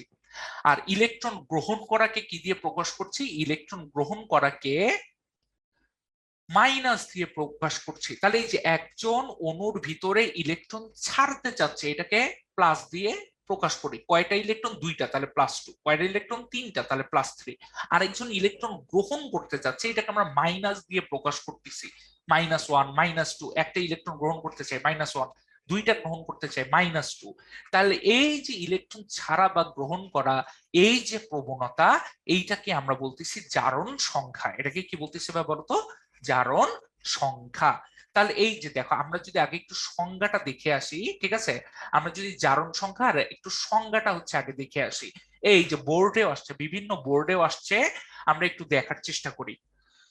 অণু বা যৌগ মূলকের মধ্যে, এটা হইতে পারে সোডিয়াম ক্লোরাইড, এটা হইতে পারে SO4 2-, যে কোনো কিছু হইতে পারে, অবস্থিত কোন পরমাণুর ইলেকট্রন ছাড়ার প্রবণতাকে, এই যে সোডিয়াম ক্লোরাইডে সোডিয়ামকে আমরা বলতেছি +1। কেন? ইলেকট্রন ছাড়তে চাচ্ছে। কয়টা? একটা। ধনাত্মক চিহ্নযুক্ত একটি সংখ্যা দিয়ে। আর কোন পরমাণু ইলেকট্রন গ্রহণ করার প্রবণতাকে ঋণাত্মক চিহ্ন দিয়ে। যেমন এই যে ক্লোরিন, ও কি করতেছে ভাই? ইলেকট্রন গ্রহণ করার একটা প্রবণতা দেখাচ্ছে, পারুক কি না পারুক।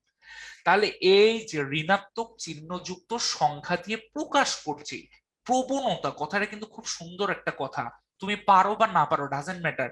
ইচ্ছা আছে কিনা? আছে। কেমিস্ট্রি দাম দিচ্ছে, yes, you are the boss. তাহলে অণু বা যৌগমূলকের মধ্যে অবস্থিত কোন পরমাণুর এই ধনাত্মক বা ঋণাত্মক চিহ্নযুক্ত সংখ্যাই আসলে কি তার জারণ সংখ্যা। এখন প্রশ্ন আসতেছে ভাই, এখন যে প্রশ্নটা আসতেছে সেটা হচ্ছে ভাই, যে জারণ সংখ্যা এটা মাপে কেমনে, তাই না?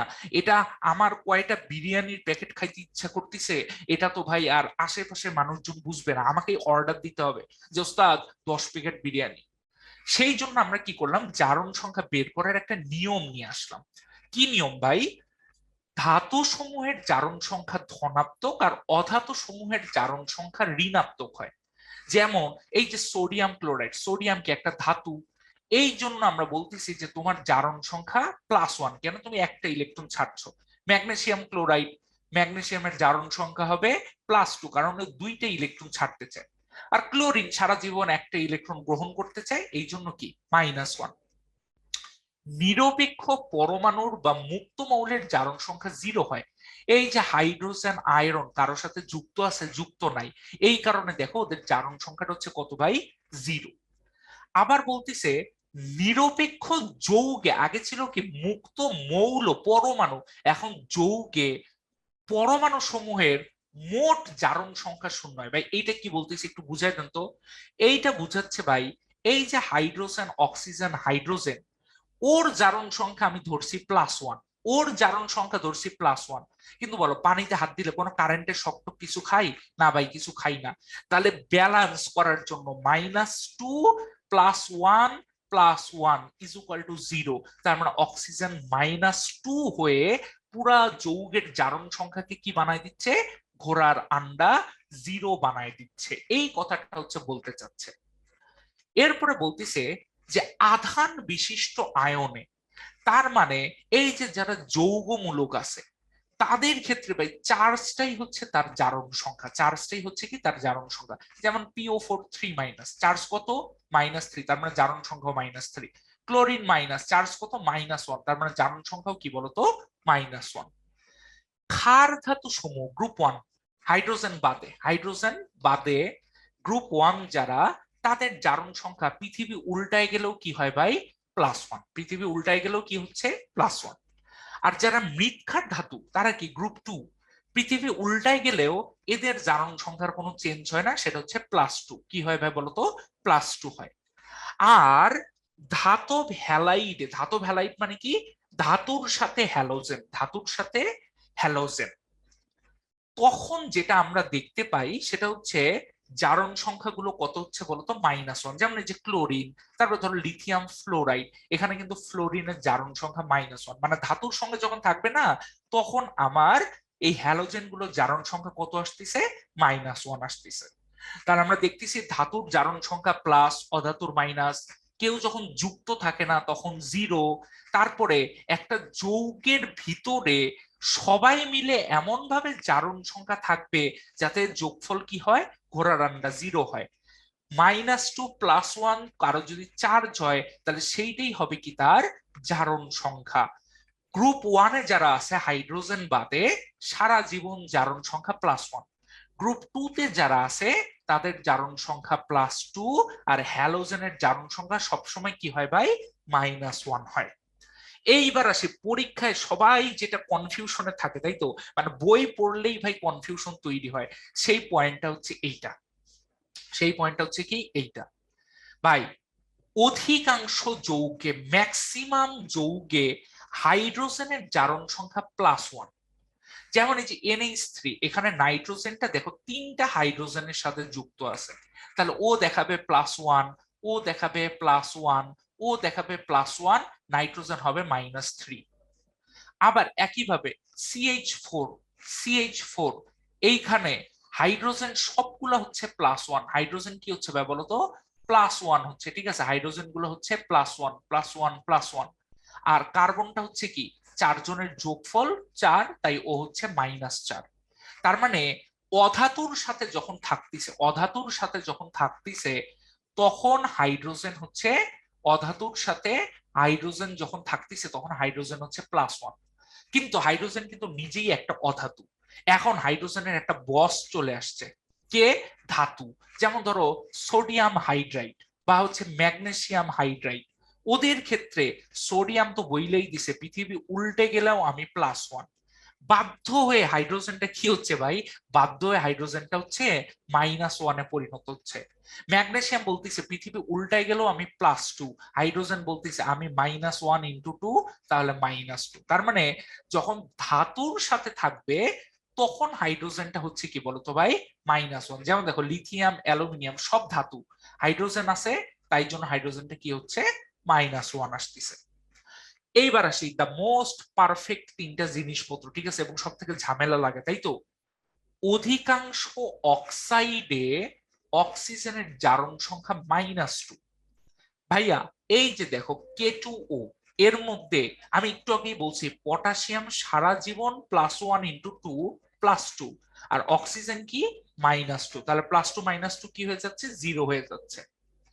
যখন পার অক্সাইড হচ্ছে ভাই, পার অক্সাইডের সংকেত কেমন, H2O2, K2O2, Na2O2।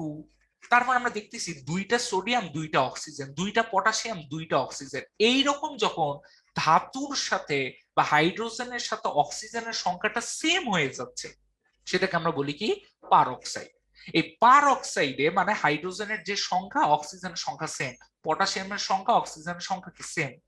এই সকল ক্ষেত্রে তুমি নিজেই প্রমাণ করতে পারো যে অক্সিজেনের জারণ সংখ্যাটা -1। কেমনে, দেখো Na2O2, ভাইয়া আমরা জানি একটা সোডিয়াম সারা জীবন +1 হয়, সোডিয়াম আছে কয়টা, 2টা, তাহলে +1 × 2 কত হবে, +2। তাহলে এই যে আমাদের 2টা অক্সিজেনকে মিলে হইতে হবে -2, কেন, +2 - 2 0 হয়, তাহলে একটা অক্সিজেন কত হবে, একটা অক্সিজেন হবে -1। এই জন্য দেখো অক্সিজেন হচ্ছে -1। আর আমাদের পরবর্তীতে যেটা দেখছি যে NaO2 KO2, এখানে কি হচ্ছে, NaO2 তে যেটা হচ্ছে ভাই, সোডিয়ামটা ঠিকই আমরা দেখতেছি +1 যেটা দাঁড়াচ্ছে ভাই, এটা সুপার অক্সাইড কেন? কারণ সুপার অক্সাইডের সংজ্ঞাটা হচ্ছে ধাতু কম অক্সিজেন বেশি, এই টাইপের একটা গঠন দেয়, ঠিক আছে? ধাতু কম অক্সিজেন বেশি। দেখো সোডিয়াম একটা অক্সিজেন দুইটা, পটাশিয়াম একটা অক্সিজেন দুইটা, এই রকম অবস্থাকে আমরা ধরে নিচ্ছি এগুলো হচ্ছে কি বলতো ভাইয়া, সুপার অক্সাইড। তাহলে যখন সমান সমান ছিল তখন কি পার অক্সাইড, আর যখন একটু বেশি কম হয়ে গেছে তখন হচ্ছে সুপার অক্সাইড। তাহলে এই সুপার অক্সাইডে সোডিয়াম তো সারা জীবনই +1, তাহলে দুইটা অক্সিজেন কি হবে, দুইটা অক্সিজেন ওকে জিরো করার জন্য -1, তাহলে একটা অক্সিজেন কত, একটা অক্সিজেন হচ্ছে -½ তাহলে ভাই আমি একটা টিপিক্যাল সংজ্ঞা দিই, টিপিক্যাল সংজ্ঞা মানে এটা কিন্তু কোনো পারফেক্ট সংজ্ঞা না। যখন দেখবে ধাতু বেশি অক্সিজেন কম, ধরে নিবে যে ম্যাক্সিমাম ক্ষেত্রে অধিকাংশ ক্ষেত্রেই এখানে আমাদের কত হবে, অক্সিজেনের জারণ সংখ্যাটা -2 হবে। যখন দেখবে পার অক্সাইড, বা বুঝবো কিভাবে, হাইড্রোজেন বা পটাশিয়াম বা সোডিয়াম যে ধাতুগুলো আছে এদের সঙ্গে অক্সিজেনের সংখ্যা দুইটা হচ্ছে সেম হয়ে যাচ্ছে। দেখো আমরা কিন্তু চাইলে 2 কেটে দিতে পারতাম, কাটতেছি না কেন, যাতে আমরা বুঝতে পারি এটা হচ্ছে একটা পার অক্সাইড, এটা কি একটা বলতো, পার অক্সাইড। আর যখন দেখবে সোডিয়াম পটাশিয়াম এইরকম ধাতুগুলা বেশি কিন্তু অক্সিজেনের পরিমাণটা আরো বেশি, তাই না? সোডিয়াম একটা, অক্সিজেন কি দুইটা, তো ধাতুর পরিমাণ বেশি, অক্সিজেনের পরিমাণ আরো বেশি, সোডিয়াম কম অক্সিজেনের পরিমাণ বেশি, এই রকম অবস্থাকে আমরা বলি হচ্ছে সুপার অক্সাইড। কি অক্সাইড বলতো ভাই? সুপার অক্সাইড, যেখানে ধাতুর পরিমাণটা কম অক্সিজেনের পরিমাণটা অনেক বেশি, সেই সকল ক্ষেত্রে কি হচ্ছে, -1 হচ্ছে। তবে আমি বলে দেই এটা কিন্তু কোনো পারফেক্ট সংজ্ঞা না, এবং আরেকটা সুবিধা হচ্ছে এদের পরিমাণ খুবই কম, এদের পরিমাণ খুবই কম। এই জন্য আমরা যেটা বলতে পারি যে খুব কম হওয়ার কারণে, এদের পরিমাণটা খুব কম হওয়ার কারণে আমরা যেটা বলতে পারি যে সুপার অক্সাইডে জারণ সংখ্যাটা কত, -1/2। আচ্ছা, তাহলে এইবার যদি আমরা একটু আসার চেষ্টা করি যে ভাই জারণ সংখ্যা কিভাবে বের করতে হয়, তাহলে আমরা একটা রুলস যদি শিখি। ভাইয়া দেখো আমাকে বলছে নিচের যৌগে কেন্দ্রীয় মৌল, কেন্দ্রীয় মৌল মানে হচ্ছে যে মাঝখানে থাকে, যার জারণ সংখ্যা সব থেকে বেশি হয়, তার জারণ সংখ্যা নির্ণয় করো। যেমন যে ক্রোমিয়াম, তারপর হচ্ছে ফসফরাস, তারপর অক্সিজেন, এদেরকে বের করতে দিছে। তাহলে তুমি চিন্তা করো আমরা কি করবো জানো, আমরা প্রথমে বলবো ধরি ক্রোমিয়ামের জারণ সংখ্যা এক্স, জারণ সংখ্যাটা কিভাবে বলো তো, এক্স, এই জিনিসটা আমরা ধরে নিলাম। তাহলে এখন তুমি বলো, একটু আগেই পড়ে আসছো ভাই, পটাশিয়াম সারা জীবন জারণ সংখ্যা +1, আছে কয়টা, দুইটা, এই যে দুইটা আছে এই জন্য 2, আর ওর জারণ সংখ্যা হচ্ছে কি +1। তারপরে কি করলাম, তারপরে হচ্ছে ক্রোমিয়াম আছে কয়টা ভাইয়া, ক্রোমিয়াম আছে হচ্ছে দুইটা, তাহলে এই যে 2, ক্রোমিয়ামের জারণ সংখ্যা কত, এক্স, তাহলে 2x। এইবার তাহলে তুমি একটু কমন সেন্স কাজে লাগাও, অক্সিজেন, তাহলে একটা অক্সিজেনের জারণ সংখ্যা কত, একটা অক্সিজেনের জারণ সংখ্যা -2। কারণটা কি, এটা কি কোনো সুপার অক্সাইড না ভাই, কোনো সুপার অক্সাইড না, এটা কি কোনো পার অক্সাইড না, পার অক্সাইড না, তাহলে অক্সিজেন নর্মালি কত হয়, -2। আছে কয়টা, 7টা। এখন তুমি চিন্তা করে দেখো আমাদের টোটাল যৌগটার কি কোনো চার্জ আছে না ভাই, টোটাল যৌগের তো কোনো চার্জ নাই, সমান সমান 0। সমীকরণটা সলভ করে ফেলো। তাহলে 2 × 2 প্লাস হচ্ছে কি 2x -14 = 0। তাহলে এখান থেকে লেখা যায় 2x = 14 - 2 = 12, x +6। তাহলে ক্রোমিয়ামের জারণ সংখ্যা কত, +6, ক্রোমিয়ামের জারণ সংখ্যা +6।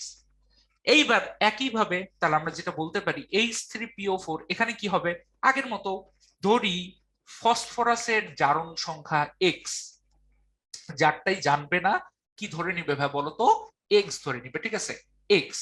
তাহলে এখন বলো তিনটা হাইড্রোজেন আছে, কোন কি ধাতুর সাথে আছে না ভাই, ধাতুর সাথে নাই, ধাতুর সাথে না থাকলেই হাইড্রোজেন হচ্ছে +1, আছে কয়টা ভাই, তিনটা আছে, তাহলে ×3। এইবার ফসফরাস আছে কয়টা ভাই, ফসফরাস আছে হচ্ছে একটা, তাই না, তাহলে 1 × x, কেন, ফসফরাসের জারণ সংখ্যা এক্স। এইবার আমাকে কমন সেন্স দিয়ে বলো একটা অক্সিজেনের জারণ সংখ্যা হচ্ছে -2। কেন? এটা কি কোনো সুপার অক্সাইড ভাই? কোনো ধাতুই নেই, সুপার অক্সাইড হবে কেমনে? এটা কি কোনো পারঅক্সাইড? ধাতুই নেই, পারঅক্সাইড হবে কেমনে? তার মানে অক্সিজেন কত ভাই বলতো? -2। আছে কয়টা? 4টা। সমান সমান কি? সমান সমান ঘোড়ার আন্ডা 0। তাহলে 3 + x -8 সমান সমান 0, x সমান সমান 8 - 3 = 5। কত আসতেছে ভাই? 5। তাহলে ফসফরাসের জারণ সংখ্যা কত? +5। এইবার আবার যদি ওই যে আগেরটা প্রমাণ করতে চাই যে ভাই এটা তো একটু আগেই পড়ে আসলাম, কি বলতো ভাই, সুপার অক্সাইড, তাই না? তাহলে চলো আমরা একটু প্রমাণ করি যে সুপার অক্সাইডে অক্সিজেনের জারণ সংখ্যা যে -12, এটা আমরা প্রমাণ করি। আমি বললাম যে ধরি ধরি অক্সিজেনের জারণ সংখ্যা হচ্ছে এক্স, তাই তো? অক্সিজেনের জারণ সংখ্যা কি? এক্স। তাহলে তুমি আমাকে বলো একটা পটাশিয়াম, ওর জারণ সংখ্যা কত? ওর জারণ সংখ্যা হচ্ছে +1, সারা জীবন +1। তাহলে অক্সিজেন আছে কয়টা ভাই? 2টা। তাহলে 2x + 1 সমান সমান 0। 2x সমান সমান কি লেখা যায়? -1। x সমান সমান কি লেখা যায়? -1/2। এখান থেকে তুমি বলতেছো অক্সিজেনের জারণ সংখ্যা হচ্ছে -1/2। তাহলে আমরা যেটা কমন সেন্স দিয়ে বলবো সেটা হচ্ছে যে আমাদের যখনই জারণ সংখ্যা বের করতে দিবে আমরা কি করব? এইভাবে ধরে নিয়ে করব। কিন্তু ভাইয়া আমাদেরকে যেটা করতে হবে সেটা হচ্ছে প্রচুর পরিমাণে প্র্যাকটিস। এই কারণে দেখো আমরা কতগুলো প্র্যাকটিস রাখছি কেন? কারণ এখান থেকে শিওর একটা কোশ্চেন বোর্ডে আসে এমসিকিউতে। এই কারণে চলো আমরা খুব দ্রুত এগুলো কিন্তু প্র্যাকটিস করব। একটা এমসিকিউ 10 সেকেন্ডের বেশি কিন্তু লাগানো উচিত না, ঠিক আছে? ঝটপট আসি। তাহলে চলো কি বলছে? H2S2O7, এই জিনিসটার নাম হচ্ছে ওলিয়াম। হ্যাঁ, ওলিয়াম। তাহলে বলছে ওলিয়ামে সালফারের জারণ সংখ্যা কত? তাহলে তুমি এইভাবে চিন্তা করো, 2টা হাইড্রোজেন কত হবে? +1 × 2 = +2। তারপরে সালফার আছে কয়টা? জানি না। তাহলে ধরে নাও একটা সালফারের এক্স, তাহলে 2টা সালফারের কি হবে? 2x। তাহলে 2x গেল। এখন কমন সেন্স কাজে লাগাও। এটা কোনো সুপার অক্সাইড পারঅক্সাইড কিচ্ছু না। তাহলে একটা অক্সিজেন -2, 7টা অক্সিজেন -14, 7টা অক্সিজেন -14। তাহলে এই যে যেগুলো তুমি পাইছো এদেরকে যোগ করো। 2 + 2x - 14 সমান সমান কি? 0। এই যে হাইড্রোজেনেরটা, তারপর হচ্ছে কি সালফারেরটা, তারপর অক্সিজেনেরটা সব যোগ করো। তারপরে এক্স এর মানটা বের করো। দেখো এক্স এর মানটা আসতেছে +6। তাহলে অ্যান্সারটা কি? অ্যান্সারটা হচ্ছে +6। না বুঝলে সমস্যা নেই, পরেরটাতে আবার আমরা একটু দ্রুত বোঝার চেষ্টা করি। দেখো খেয়াল করো, খুব মনোযোগ দাও। একটা সোডিয়াম সারা জীবন +1, 2টা সোডিয়াম +1 × 2 + 2। তুমি বলে দিচ্ছ ভাইয়া সালফারেরটা আমি জানি না। তাহলে সালফারেরটা ধরে নাও, সালফারেরটা হচ্ছে এক্স। আছে কয়টা? 2টা। তাহলে এটা হচ্ছে 2x। অক্সিজেন আছে কয়টা? 3টা। তাহলে -2 × 3, কারণ এটা কোনো সুপার অক্সাইডও না, কোনো পারঅক্সাইডও না। টোটাল যৌগের চার্জ কত? টোটাল যৌগের চার্জ হচ্ছে 0। তাহলে 2 + 2x - 6 = 0। তাহলে 2x = 6 - 2, x হচ্ছে 4/2, তাই তো? তাহলে x এর মানটা কত আসে? x এর মানটা আসতেছে হচ্ছে 2 চলে আসতেছে। তাহলে কিন্তু এই যৌগটায় সালফারের কত আসলো বলো তো ভাই? +2 চলে আসলো, তাই তো? তাহলে আমরা যেটা বলতে পারি অ্যান্সারটা কি দাঁড়াচ্ছে? অ্যান্সারটা হচ্ছে সালফারের কত দাঁড়াচ্ছে এই জায়গায়? +2 দাঁড়াচ্ছে। এইবার যদি আমরা একটু আসি Na2S4O6, এই জায়গায় সালফারের জারণ সংখ্যা কত? ভাই আগেরটাকে আমরা বলি হচ্ছে, এটার নাম হচ্ছে সোডিয়াম, এর নাম হচ্ছে সোডিয়াম থায়োসালফেট। এর নাম কি ভাই বলতো? Sodium thiosulphate. আর আমাদের এখন যে যৌগটা আমরা দেখব এর নাম হচ্ছে ভাইয়া সোডিয়াম টেট্রাথায়োনেট। সোডিয়াম কি ভাই বলতো? টেট্রাথায়োনেট। ঠিক আছে? তাহলে চলো ঝটপট আমরা একটু যোগ বিয়োগ করে ফেলি। কেন? সময় একদমই দেওয়া যাবে না। একটা সোডিয়াম +1 আছে কয়টা? 2টা। তাহলে +1 × 2 + 2। সালফার আছে 4টা। তাহলে একটা সালফারের জারণ সংখ্যা এক্স আমি জানি না। তাহলে আছে কয়টা? 4টা। প্লাস অক্সিজেনের জারণ সংখ্যা -2 আছে কয়টা? 6টা। সমান সমান 0। কেন? টোটাল যৌগের চার্জ 0। তাহলে +2 + 4x 6 × 2 = -12 সমান সমান 0। তাহলে এখান থেকে লেখা যায় x = 12 মাইনাস 2, তার মানে 10/4, 10/4 মানে হচ্ছে 2.5, তার মানে অ্যান্সারটা কিন্তু ভগ্নাংশ 2.5। এইবার জারণ সংখ্যা ভগ্নাংশ মাইনাস প্লাস যে কোনো কিছু হইতে পারে, কোনো সমস্যা নেই। এই ClO4, অনেকে বলবে ভাই ক্লোরিনের জারণ সংখ্যা মনে হয় -1, দেখো -1 অপশনই নেই কেন, আশেপাশে অক্সিজেন এবং হাইড্রোজেন আছে এই কারণে। আমরা জানি হাইড্রোজেন যখন ধাতু থাকে না তখন সারা জীবন কি হয়, +1, সারা জীবন কি হয়, হাইড্রোজেন +1। ক্লোরিনটা এখানে চেঞ্জ হয়ে যাচ্ছে তুমি জানো না, তাহলে লেখো x×1 যোগ একটা অক্সিজেনের জারণ সংখ্যা কত, -2, আছে কয়টা, 4টা, সমান সমান কি 0। তাহলে দেখো এখান থেকে ক্লোরিনেরটা আসে হচ্ছে +7। তাহলে মনে রাখবা ভাই এই ClO4 যৌগটার নাম হচ্ছে পারক্লোরিক অ্যাসিড, এখানে ক্লোরিনের জারণ সংখ্যা কত, +7। এটা হইতেই পারে, কারণ কি অক্সিজেন ক্লোরিনের থেকে কি হবে বলতো, বেশি পাওয়ারফুল। এইবার একটা জিনিস অজানা, ক্রায়োলাইট, ক্রায়োলাইটের সংকেত হচ্ছে Na3Al(F6), একটা অদ্ভুত যৌগ। এইটাতে তোমাকে বলছে ফ্লোরিনের জারণ সংখ্যা কত বের করো। যাই বলুক কমন সেন্স কাজে লাগাও, একটা সোডিয়ামের জারণ সংখ্যা +1, আছে কয়টা, 3টা, তাহলে +3। অ্যালুমিনিয়ামের জারণ সংখ্যা কত, অ্যালুমিনিয়ামের জারণ সংখ্যা হচ্ছে কি বলতো, +3।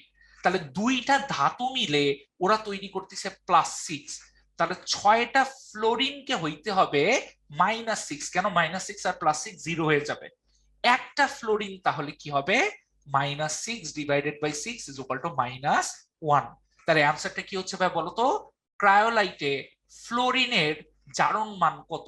অ্যান্সারটা হচ্ছে এখানে যদিও দেওয়া আছে কি কি মনে হয় +1, তাহলে বল +1টা কি হবে, হবে না, অ্যান্সারটা কি হবে, -1 হবে। অ্যান্সারটা কি দাঁড়াচ্ছে বলতো, -1 দাঁড়াচ্ছে। অপশনটা মানে বোর্ডের প্রশ্ন ভুল এসেছিল।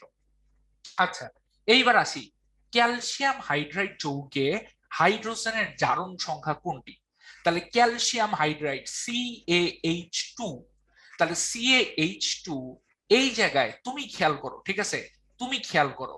ও আচ্ছা আরেকটা কথা, এই যে ভাই বড় ভাই একটু মনোযোগ দিয়ে তাকাও, দেখো -1 হচ্ছে একটা ফ্লোরিনের, কিন্তু প্রশ্নে দেখো -6 দেওয়া আছে, কেন বলতো, 6টা ফ্লোরিনেরটা চাচ্ছে। তার মানে কি একটু চোখ কান খোলা রাখতে হবে, যে একটা ফ্লোরিন চাইছে নাকি 6টা চাইছে, যেহেতু 6টা চাইছে সো দ্যাটস ওয়াই কি হবে, -6 হবে। ঠিক আছে, এটা হচ্ছে কারেক্ট অ্যান্সার, +1 কিন্তু ভুলেও হবে না, ঠিক আছে। আচ্ছা আমি এইবার বুঝতে পারছি যে ওরা আসলে টোটাল ফ্লোরিনের জারণ সংখ্যাটা জানতে চাইছে। তাহলে এইবার আসি, ক্যালসিয়াম হাইড্রাইড CaH2 এই যৌগে হাইড্রোজেনের জারণ সংখ্যা কোনটি। তাহলে দেখো আমরা একটু আগেই বলছিলাম ক্যালসিয়াম সারা জীবন কি +2, আর হাইড্রোজেন কি একটা হাইড্রোজেন X, তাহলে দুইটা হাইড্রোজেন 2x = 0। তাহলে x এর মান দেখো কত আসে, -2/2 -1। তাহলে হাইড্রোজেনের জারণ সংখ্যাটা কত আসতেছে এখানে, -1 চলে আসতেছে। তাহলে এইবার যদি আমরা আরো কয়েকটা একটু প্র্যাকটিস করি, নিচের কোন যৌগটিতে অ্যানায়ন ও ক্যাটায়নের ইলেকট্রন সংখ্যা পরস্পর সমান। একটু কমন সেন্স কাজে লাগো ভাইয়া, ক্যালসিয়াম ওর পারমাণবিক সংখ্যা 18, ও যখন দুইটা ইলেকট্রন ত্যাগ করে, ভাই আপনার কি মাথা খারাপ হয়ে গেছে, ক্যালসিয়াম তো 20 জানতাম তাই না, আসলেই ভাই ক্যালসিয়ামের পারমাণবিক সংখ্যা হচ্ছে 20। তাহলে ও যখন দুইটা ইলেকট্রন ছাড়বে, ক্যালসিয়াম বেশি থাকতেছে কিন্তু 2+, এখানে ইলেকট্রন কয়টা, এখানে ইলেকট্রন হচ্ছে আমাদের 20টা, এখানে ইলেকট্রন কয়টা, এখানে ইলেকট্রন হচ্ছে 18টা। আর সালফার ওর হচ্ছে 16 পারমাণবিক সংখ্যা, তাহলে ইলেকট্রন কয়টা, ইলেকট্রন হচ্ছে 16টা। ও যখন দুইটা ইলেকট্রন গ্রহণ করবে ও সালফার 2- পরিণত হচ্ছে, এই জায়গায় ইলেকট্রন কয়টা হইলো, 18টা হয়ে গেল। তাহলে 16 আর 2 কয়টা হচ্ছে, 18। তাহলে দুইটা কি সেম হয়ে যাচ্ছে, তাহলে দুইটা যদি সেম হয় দ্যাটস ওয়াই আনসারটা কি হবে, CAS হচ্ছে কারেক্ট আনসার। এরপরে ওলিয়াম, একটু আগে দেখে আসলাম H2S2O7, এটা হচ্ছে ওলিয়াম, সালফারের জারণ সংখ্যা কত। একদম কমন সেন্স কাজে লাগাও, দুইটা হাইড্রোজেন, একটা হাইড্রোজেন +1, দুইটা হাইড্রোজেন +2। আবার সালফার আমরা তো জানি না, তাহলে একটা x, দুইটারটা কি হবে 2x। অক্সিজেন একটা -2, সাতটা হবে -14, তাহলে 2x - 14 + 2 = 0। এখান থেকে x এর মানটা আসতেছে +6, অ্যান্সারটা কি +6। আচ্ছা, এইবার যদি আসি আরো একটা ঝামেলার প্রশ্ন, এটা কিন্তু ঢাকা ভার্সিটি তো এসেছিল, ঠিক আছে, এটা কিন্তু ঢাকা ভার্সিটির একটা প্রশ্ন। OF2 এ অক্সিজেনের জারণ সংখ্যা কত? তাহলে ভাই তুমি চিন্তা করে দেখো, অক্সিজেনের তড়িৎ ঋণাত্মকতা কম, তড়িৎ ঋণাত্মকতা কম কার থেকে? ফ্লোরিন থেকে। ফ্লোরিন থেকে অক্সিজেনের তড়িৎ ঋণাত্মকতা ফ্লোরিন থেকে কম। এই কারণে অক্সিজেন হবে পজিটিভ, ফ্লোরিনটা হবে হচ্ছে নেগেটিভ। এই কারণে তুমি চিন্তা করে দেখো, একটা ফ্লোরিন সারা জীবন জারণ সংখ্যা -1, দুইটা ফ্লোরিন সারা জীবন কি হবে? -2 হবে। অক্সিজেন বাধ্য হবে এই -2 কে কি করতে? +2 করে জিরো করতে, -2 কে +2 করে কি করতে? জিরো করতে।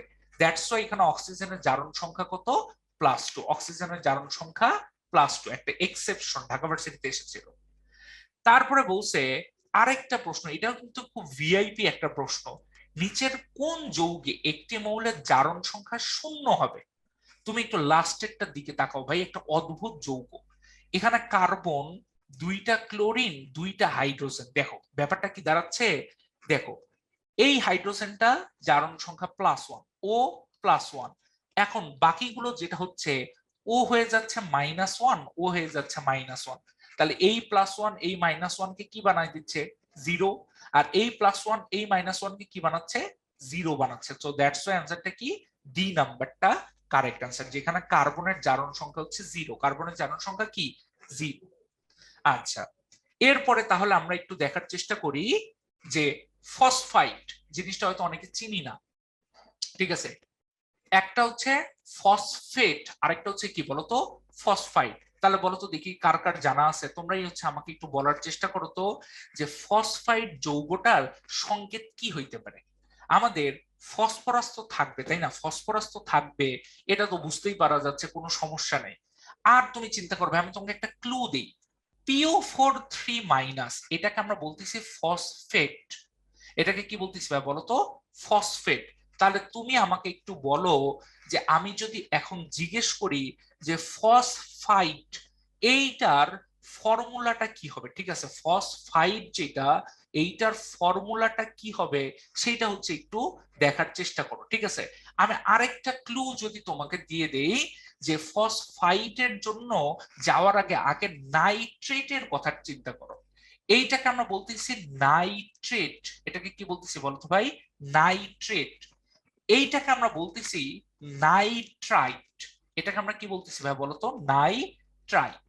তাহলে তুমি চিন্তা করো, দুইজনের পার্থক্য, যখন এট ছিল তখন অক্সিজেন ছিল 3টা, আর যখন আমাদের নাইট্রাইট হচ্ছে তখন অক্সিজেন কয়টা?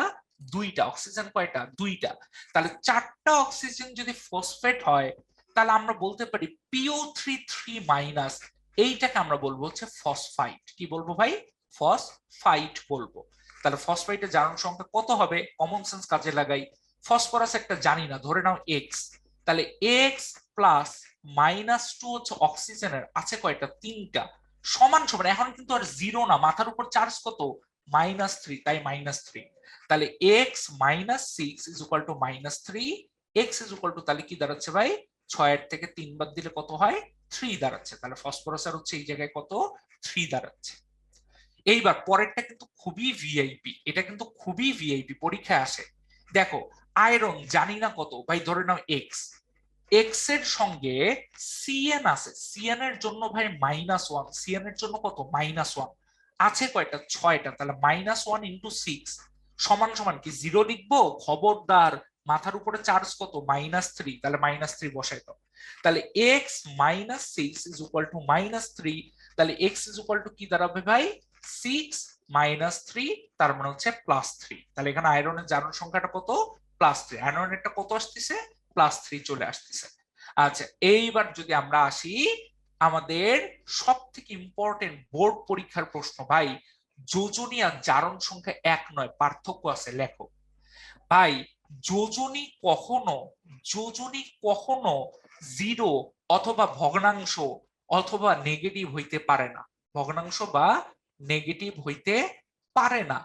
কেন পারে না? কারণ যোজনী মানেটা কি? যোজনী মানে হচ্ছে যুক্ত হওয়ার সংখ্যা, যুক্ত হওয়ার ক্ষমতা। যোজনী মানে হচ্ছে যুক্ত হওয়ার ক্ষমতা। যেমন তুমি চিন্তা করে দেখো, আমি যদি বলি সোডিয়াম ক্লোরাইড, এখানে ক্লোরিনের যোজনী হচ্ছে কত ভাই বলতো? 1। কেন? ও একটা সোডিয়ামের সাথে আছে এই জন্য 1। কিন্তু তুমি আমাকে একটু বলো সোডিয়াম ক্লোরাইড, এখানে ক্লোরিনের জারণ সংখ্যাটা কত? এখানে ক্লোরিনের জারণ সংখ্যা হচ্ছে -1। কেন -1? কারণ ও একটা ইলেকট্রন ত্যাগ করার, সরি গ্রহণ করার প্রবণতা দেখায়। সরি, -1, তার মানে ও একটা ইলেকট্রন কি করছে ভাই বলতো? গ্রহণ করার প্রবণতা দেখাচ্ছে, তাই না? একটা ইলেকট্রন গ্রহণ করার প্রবণতা দেখাচ্ছে, একটা ইলেকট্রন গ্রহণ করার প্রবণতা দেখাচ্ছে। তাহলে আমরা যেটা বলতে পারি যে সোডিয়াম ক্লোরাইডে ক্লোরিনের জারণ সংখ্যা -1, কথাটা মানে কি? ও একটা ইলেকট্রন গ্রহণ করার প্রবণতা দেখাচ্ছে। তাহলে এইটা একটা পার্থক্য, যে যোজনী 0 হইতে পারে না, ভগ্নাংশ হইতে পারে না, নেগেটিভ হইতে পারে না, কিন্তু জারণ সংখ্যা পারে, জারণ সংখ্যা কিন্তু পারে। এবং দেন হচ্ছে আমরা যে পার্থক্যটা বলতে পারি সেটা হচ্ছে যে আমরা কখনোই আমরা যেটা হিসাবে নিব না সেটা কি? সেটা হচ্ছে ইলেকট্রন ছাড়ার সংখ্যা বা ছাড়ার প্রবণতা, ইলেকট্রন ছাড়ার প্রবণতা বা ত্যাগ করার প্রবণতা। এগুলো কিন্তু, এই প্রবণতা বা ইচ্ছাগুলো কিন্তু কখনোই আমাদের যোজনীতে কি হচ্ছে না, অ্যাড হচ্ছে না। কিন্তু জারণ সংখ্যাতে কিন্তু ঠিকই অ্যাড হচ্ছে, তাই না? জারণ সংখ্যাতে কিন্তু আমরা ঠিকই দেখতে পাচ্ছি যে ঘটনাটা ঘটছে কিরকম, যে জারণ সংখ্যাতে ইলেকট্রন ছাড়ার প্রবণতাও আছে, ত্যাগ করার প্রবণতাও কিন্তু আমরা এই জায়গায় দেখতে পাচ্ছি। তাহলে আমরা যেটা বলতে পারি সেটা হচ্ছে যে ভাই যোজনী আমার জাস্ট প্রকাশ করছে যুক্ত হওয়ার ক্ষমতা, আমি কয়জনের সাথে যুক্ত হইতে পারি। আর জারণ সংখ্যা বুঝাচ্ছে আমার সামর্থ্য থাকুক বা না থাকুক, আমার ইচ্ছাটা কি, আমি কি ত্যাগ করতে চাই, ইলেকট্রন ত্যাগ করতে চাই নাকি গ্রহণ করতে চাই। এই যে প্রবণতা, সেইটাই হচ্ছে আমাদের জারণ সংখ্যা। এই হচ্ছে দুইটার কি বলতো বেসিক পার্থক্য। এই প্রবণতাগুলো যোজনীতে নাই, কিন্তু জারণ সংখ্যার মধ্যে কি ঠিকই ইনক্লুড আছে। তাহলে এই হচ্ছে আমাদের যোজনী আর জারণ সংখ্যার কি বলতো পার্থক্য। তাহলে এই হচ্ছে আমাদের আজকের প্রথম লেকচার। আশা করি তোমরা জারণ সংখ্যাটা খুবই ইম্পর্টেন্ট একটা জিনিস ভালোভাবে বুঝতে পেরেছো। সো ভিডিওটা ভালো করে দেখে নিও। Thank you. আসসালামু আলাইকুম।